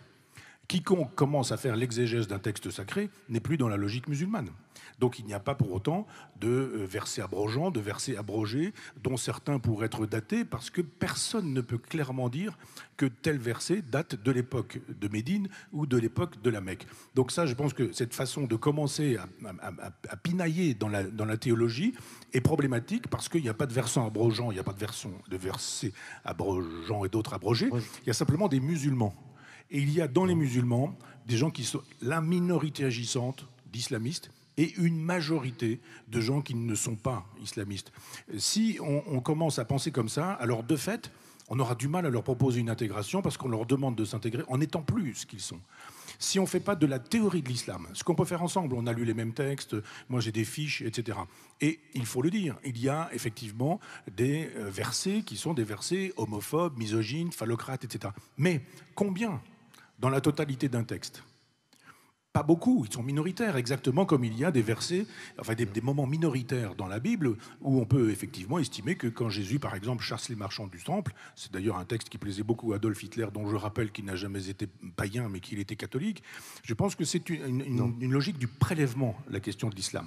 Et le prélèvement, si la République n'aide pas à prélever dans le Coran ce qui mérite d'être prélevé, en écartant ce qui ne mérite pas d'être prélevé, cette idée que effectivement la parole, la voix d'une femme ne pèse pas la voix d'un homme quand il s'agit d'être dans la logique du témoignage ou que dans l'héritage, etc., etc. On peut faire ça. Vous le savez tellement bien que ça a été possible avec Napoléon, qu'il l'a fait avec les Juifs, cette possibilité de dire, mais il y a la possibilité avec cette espèce d'islam dans lequel il y a tout et le contraire de tout. Des choses terribles. Non. Si, il y a des choses. Il n'y a pas tout et le contraire de tout. Mais si. Quiconque tue un homme tue tous les hommes. Michel, quiconque sauve un homme sauve tous les hommes. Oui, mais, la suite de ce verset, Michel, qu'on cite tout le temps, qui sauve un homme sauve tous les hommes, s'il n'a pas contrevenu à la loi d'Allah, s'il n'a pas offensé Allah. Allez à la fin, Michel. Et je suis très étonné de votre argument sur la blessure. Sur la blessure, oui. On blesse des gens. Vous avez raison, on peut blesser des gens. Vous avez tout à fait raison. Mais il ne me semble pas que la République se soit gênée pour blesser les consciences catholiques quand elle a imposé la loi de séparation de l'Église et de l'État. Et je m'étonne fort... Non, mais on peut ne pas défendre ça. Attendez. Je m'étonne fort que vous repreniez des arguments qui, à l'époque, faisaient florès à la droite monarchiste, qui disaient déjà « la République blesse les âmes catholiques ». Je ne pensais pas, ce soir, vous voir en Louis Veuillot. Ça m'amuse beaucoup. Et si vous voulez, je pense, moi, que la République doit être implacable. Parce que sinon, c'est la mort de la France. Je voudrais qu'on avance aussi sur le reste. C'est vrai, on peut blesser... Non. Vous avez raison. Et deuxièmement, je pense à ce moment-là. Pour les prénoms, pardon, Michel. Non, j'ai deux mots. Je pense que si la République est implacable, alors c'est la France qui va disparaître. Pas du tout. Au contraire. Vous savez, quand la République a été implacable, elle a sauvé la France. C'est la seule vertu que je reconnais à Robespierre. Et moi, ce que j'aime chez De Gaulle, c'est justement cette façon de ne pas vouloir trancher, couper, tailler, opposer, en disant mais il faut composer. Pardonnez-moi, De Gaulle est implacable. De Gaulle est implacable avec... Non, pas sur la question. Mais excusez-moi, De Gaulle est implacable avec les collabos en 1944. De Gaulle est incapable avec l'OAS en 1962. De Gaulle est même implacable avec les harkis, et même d'une rare cruauté, parce que justement, il ne veut pas que son village devienne colombé les deux mosquées. Il va jusqu'à la cruauté. Excusez-moi. Donc, deuxièmement, pour les prénoms, je suis désolé de vous le dire, que quand vous dites c'est une autre époque, je ne suis pas d'accord avec vous. Pourquoi il y aurait des gens qui auraient fait l'effort, par amour de la France, de donner un prénom français à leurs enfants? Les Arméniens, on parlait de Charles Aznavour tout à l'heure. Les Espagnols, les Italiens. On peut donner un prénom de ses origines en deuxième prénom. La loi était bien faite. On peut donner un troisième prénom. Il y a une grande liberté. Hein. Pourquoi ceux-là auraient fait l'effort et les suivants ne font pas l'effort? Mais je vais vous dire pourquoi. Parce que, en vérité... Et une fois de plus, vous allez me reprocher d'essentialiser, mais l'islam est une fantastique machine à assimiler. Donc elle assimile à l'envers. Quand quelqu'un se convertit à l'islam, il change de prénom, mon cher Michel. Non mais... Oui, oui. Alors, Michel, vous répondez, mais après, on passe à autre chose, parce qu'on n'a plus beaucoup de temps. Non, mais il faut le temps quand même sur ce sujet-là, parce que si on fait de la théologie, faisons de la théologie, il n'y aura aucun problème. Mais faisons aussi de l'histoire.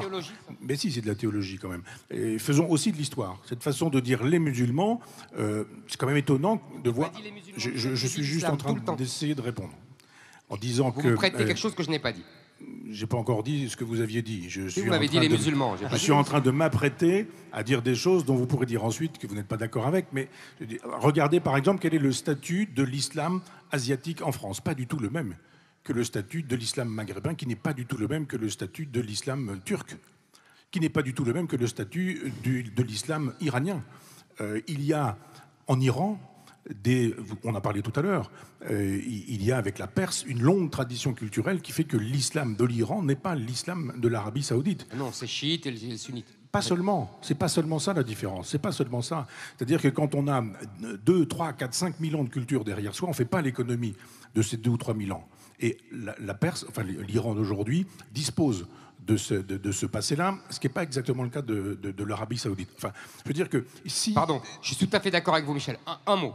Mais Atatürk, ça n'empêche pas que Khomeini dit l'islam est politique ou n'est rien. Khomeini, l'Iranien, le Perse. Exactement, ils pensent la même chose finalement que l'Arabie Saoudite. Mais évidemment, dans la logique de la théocratie. Il y a une grande unité, mais l'islam est théocratique par essence, Michel. Pas chez des musulmans qui sont républicains. Par essence, Mahomet est le beau prophète et le beau modèle. Et Mahomet est un chef de guerre, un chef politique temporel. Et un chef religieux. Dès le début. L'islam commence là, c'est ça l'égide. Et est-ce qu'il ne s'est rien passé depuis ? Il s'est passé l'histoire, justement. Il ne s'est rien passé depuis. Mais on ne peut pas être si féru d'histoire comme vous l'êtes en essentialisant et en disant que l'islam... Je n'essentialise pas. Bien sûr que je dis il y a une civilisation islamique, il y a une religion qui est plus qu'une religion, et il y a des musulmans qui peuvent se détacher de cet islam-là. C'est le contraire de l'essentialisation. Si vous en êtes d'accord, parce qu'on ne vous mettra pas d'accord précisément, on va continuer. Je voulais juste vous demander de réagir très très vite aux propositions de Front Populaire et compagnie du programme commun des souverainistes, mettre en place une formation diplômante pour être imam, interdire tout financement étranger pour les mosquées, oui. Faire signer une charte républicaine aux imams, acceptation donc de l'égalité homme-femme, acceptation de la laïcité. Ça ne sert à rien avec la laïcité. C'est ce qu'a fait Macron. Ça ne sert strictement à rien. Avec la laïcité, il n'y a pas de force de loi. C'est tout le problème. Très bien. Alors ça ne sert à rien. Ok. Alors, j'avais prévu de parler un peu économie, mais on n'aura pas le temps, parce que malheureusement, il faut avancer. Et je veux absolument vous entendre tous les deux sur quelle est la bonne échelle pour gouverner. C'est essentiel. Ça peut paraître un peu technique, ça ne l'est pas. Michel, vous pensez qu'il faut donner la parole au peuple et aux régions. Vous vous inscrivez dans la tradition girondine. Vous voulez faire revivre cette tradition qui était finalement la France aussi, d'avant la terreur révolutionnaire. Pour vous, le bon modèle finalement de démocratie, c'est aujourd'hui le modèle suisse. Et j'ai envie de vous demander, Éric, c'est quoi le bon modèle d'Éric Zemmour ? Tout de suite là ? Oui, par exemple. Ou alors Michel développe ? C'est très simple. Ouais. Pour moi, c'est la Ve République des origines de la décennie du général de Gaulle. Bon. C'est-à-dire la Ve République dans son essence, avant que le Conseil constitutionnel, par sa décision qui est un véritable coup d'État de 1971, fausse le mécanisme, et avant que les dirigeants n'osent plus consulter et aller voir le peuple par référendum. Voilà.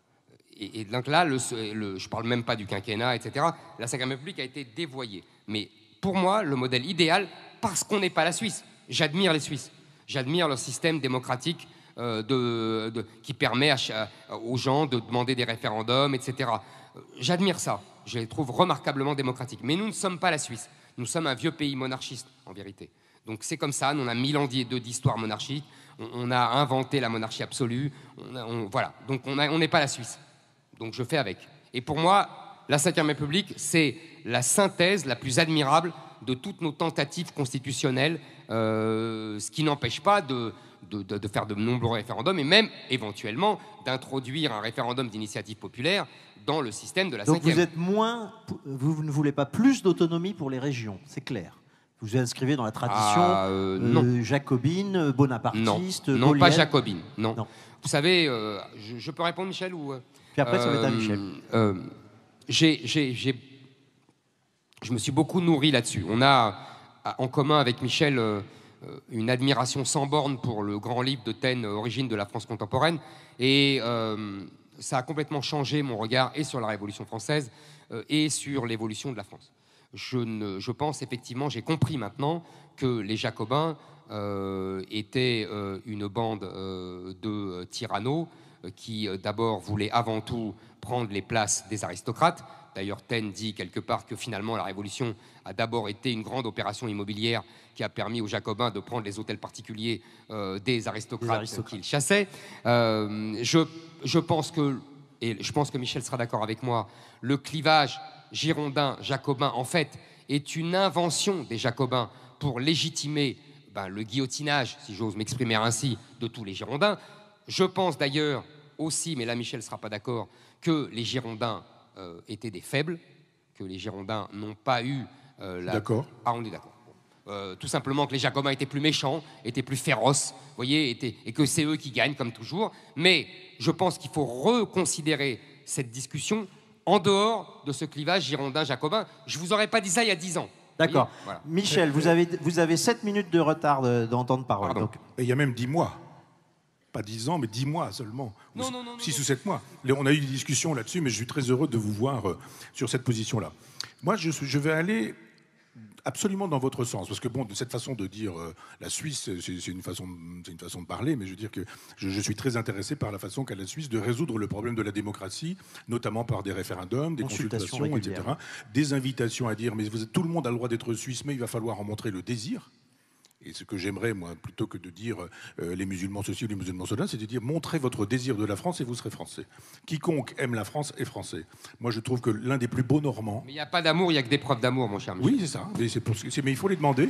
Il faut les demander. Vous êtes d'accord? Il faut les demander. Et celui qui a le mieux écrit sur les Normands, c'était Léopold Sédar Senghor.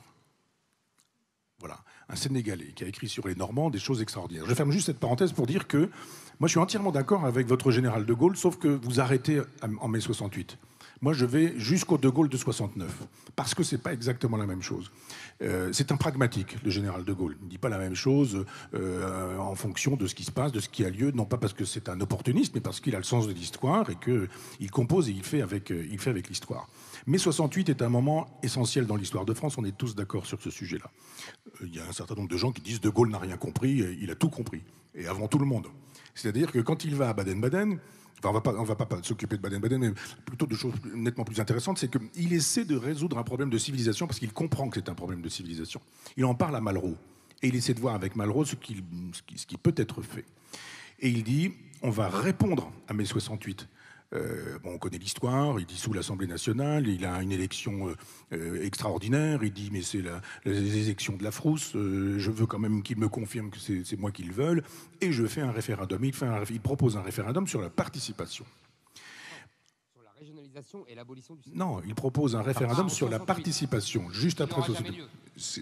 J'allais y arriver. Ah, excusez-moi. Et quand il commence à travailler sur ce sujet-là, Lacouture, dans sa biographie du général de Gaulle, dit Pompidou fait ce geste en disant il est devenu fou. Il ne faut surtout pas que la théorie de la participation, que la proposition de la participation, que l'horizon de la participation puisse rendre possible un référendum. C'est une catastrophe.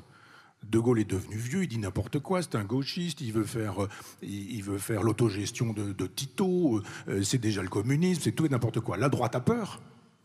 La gauche se dit, c'est Mitterrand, la gauche à ce moment-là, évidemment l'élection du président de la République au suffrage universel direct fait penser à Mitterrand qu'il a des chances de faire tomber le général de Gaulle en disant non systématiquement.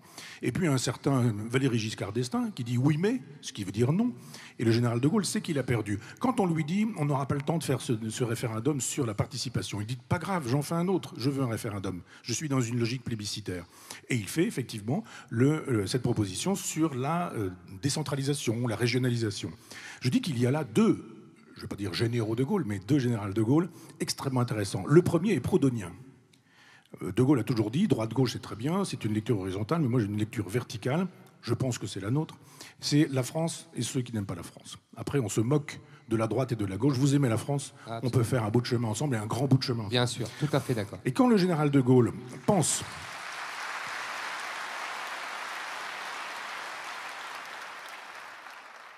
Merci. si, ce sont des applaudissements qui font plaisir. Mais merci beaucoup. Mais quand le général de Gaulle pense à la question de la participation, il va lire qui? Proudhon. Il lit Proudhon.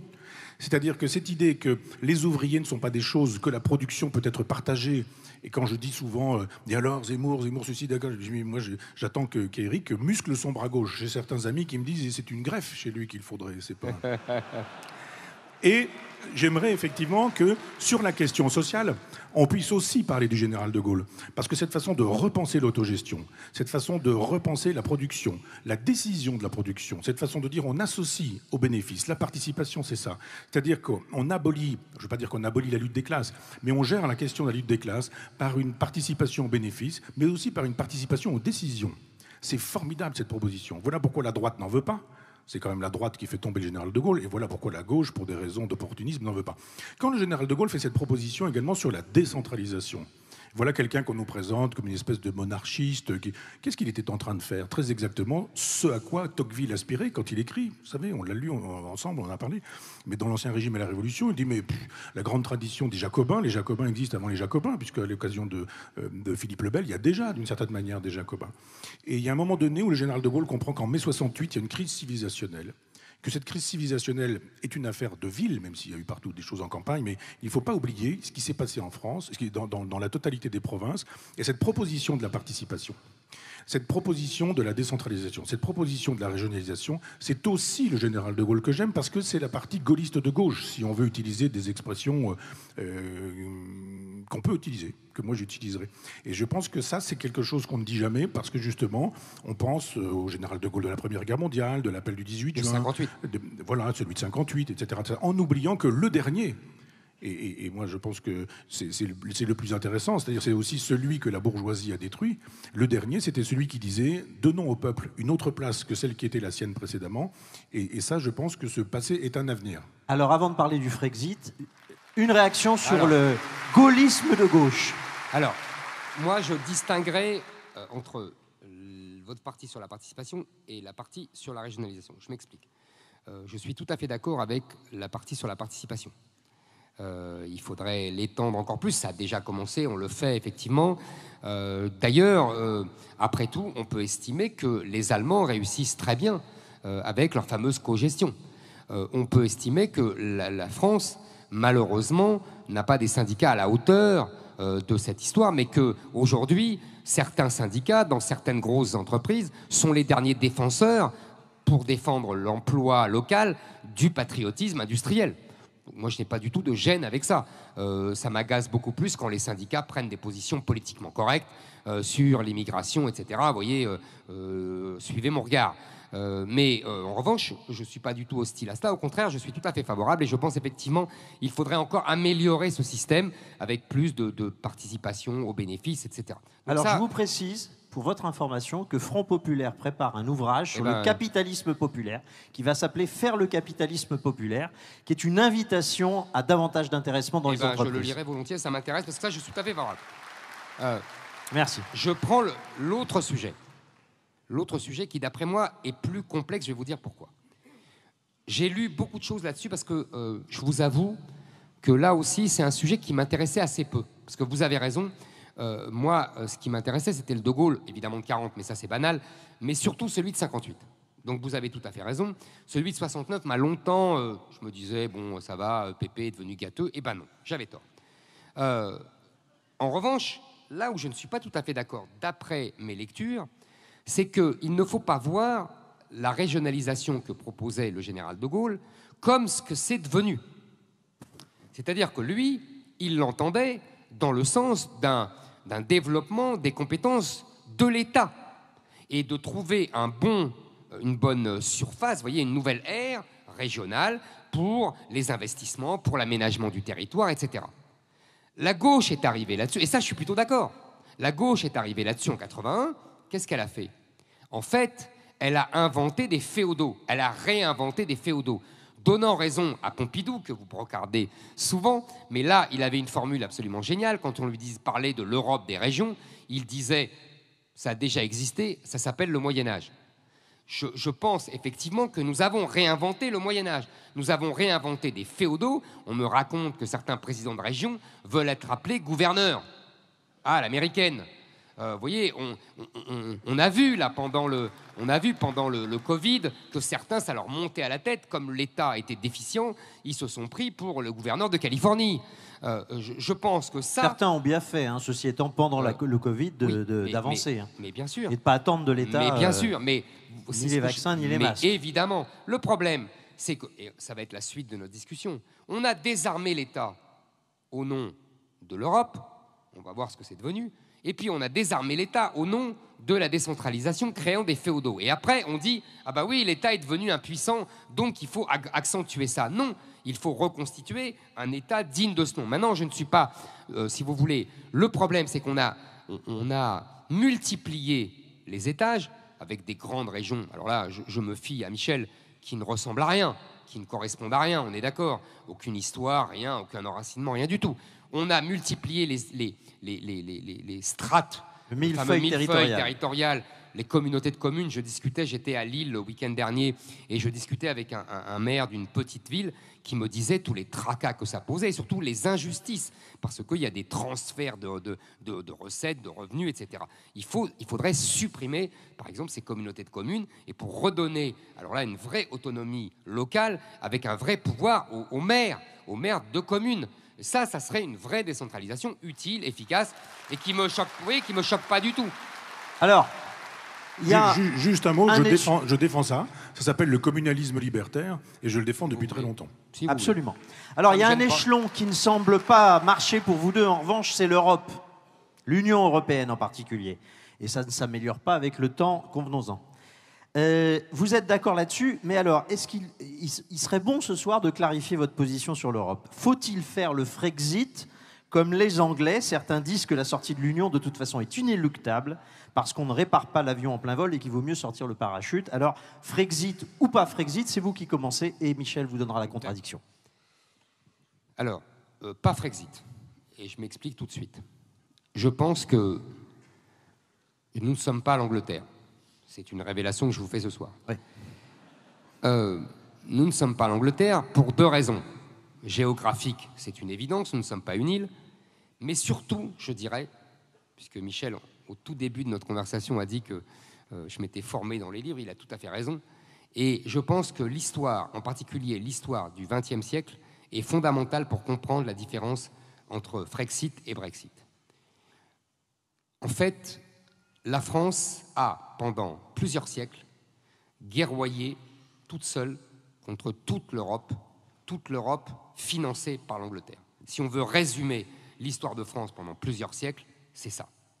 Et un jour, en 1870, la France a découvert, effarée, c'est un traumatisme qu'on a oublié aujourd'hui, mais qui se voit dans les textes de Renan, de Michelet, de Victor Hugo, d'un traumatisme inouï, et même de Marx et Engels qui ont sablé le champagne ce soir-là parce que ça leur permettait de démolir votre copain Proudhon, le représentant des idées françaises à gauche.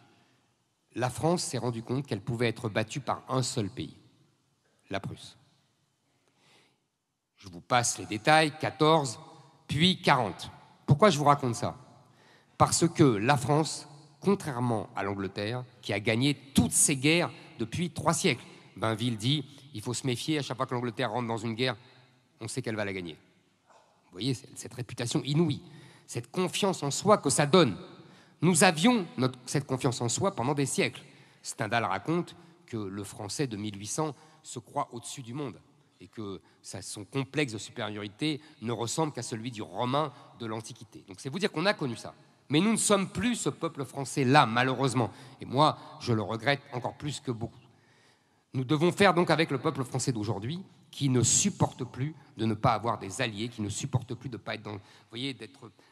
Donc il faut rester attaché à l'Union. Exactement. Donc, nous ne pouvons pas sortir. En plus, je finis, l'Angleterre n'était pas dans l'euro. L'Angleterre n'était pas dans Schengen. Bien sûr, c'est plus simple. Merci.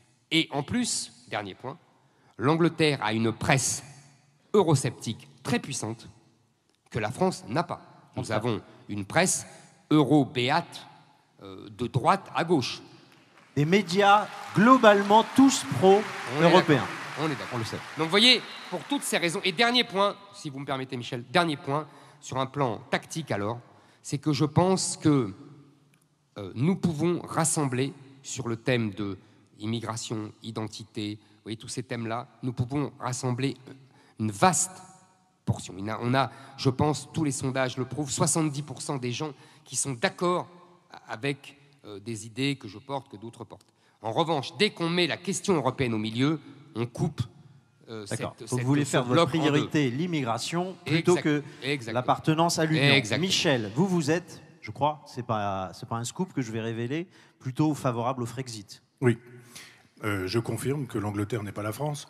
À quoi nous pouvons ajouter que, on l'a vu avec l'affaire des sous-marins, il y a dans le monde judéo-chrétien des zones qui sont catholiques, protestantes, orthodoxes, et qu'il y a des points de friction, de fracture, et repenser la question du monde sur le principe d'Huntington et du choc des civilisations, c'est d'imaginer que s'il y a des blocs de civilisation genre judéo-chrétien, il y a dans ces blocs des tensions qui font effectivement que l'Angleterre, n'étant pas la France, elle regarde plus volontiers du côté de l'Australie, du côté de la Nouvelle-Zélande, du côté des États-Unis, que du côté de l'autre côté de la Manche.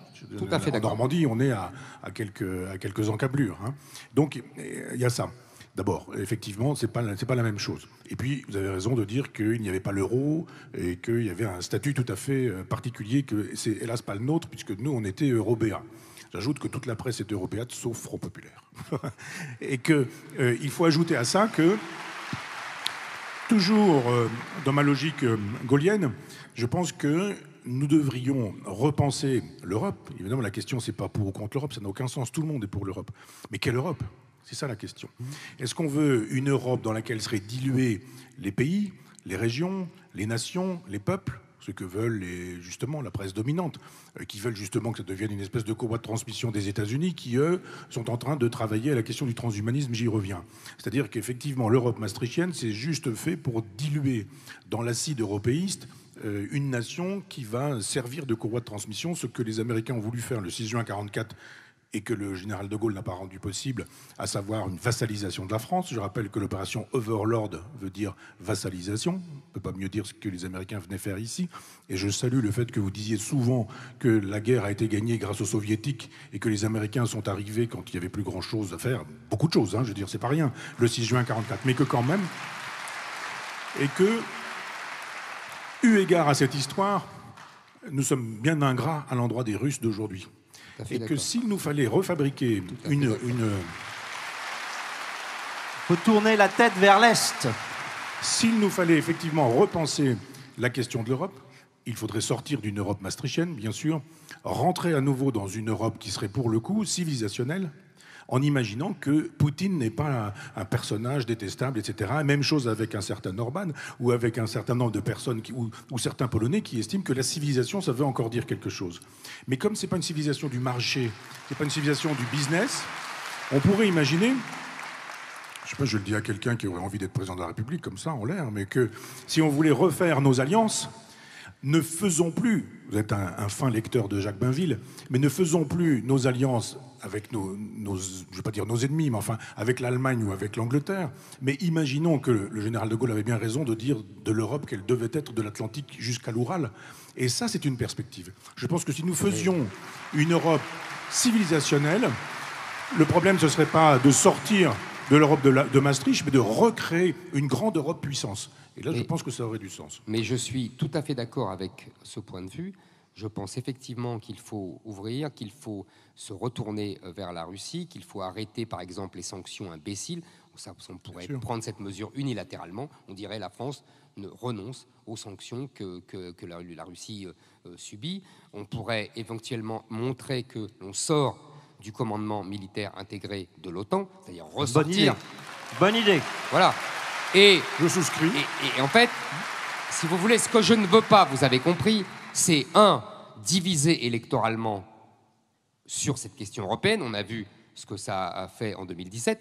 Et deux, je ne veux pas non plus, comme on a des choses vraiment importantes à faire, parce qu'il va y avoir forcément des effets désagrégateurs, vous voyez, des effets qui ne sont pas simples à gérer. Donc je pense qu'il faut, à l'intérieur des institutions européennes, faire des bras de fer, renoncer désormais à être le moteur, comme dit prétentieusement Macron et ses prédécesseurs d'ailleurs, de l'Europe, ne plus accepter que la Commission étende ses compétences, reprendre le principe de subsidiarité, vous voyez, et puis faire ce qu'on a envie de faire quand on l'a envie de faire.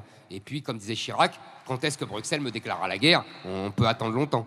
Ce sera la conclusion. Alors, à l'issue de cette soirée, on s'est demandé si le souverainisme de gauche pro-Frexit de Michel Onfray est soluble dans l'union des droites que vous proposez, Éric Zemmour. Chacun est libre maintenant de se faire son idée à la fin de cet échange, je bafouille, dont je vous remercie que cet échange fut courtois et intelligent tous les deux. Bonsoir à tous. Je veux dire un dernier mot. Éric Zemmour vous donne rendez-vous salle Passy, c'est-à-dire une fois que vous avez franchi le foyer, c'est la salle au-dessus pour signer ceux qui voudraient disposer de son dernier livre. C'est la salle qui est juste au-dessus du foyer. Voilà. Michel Onfray, nous on se donne rendez-vous très prochainement, peut-être pour d'autres rencontres comme celle-ci. Merci à tous, bonsoir. Merci. Merci à tous. Et merci Michel.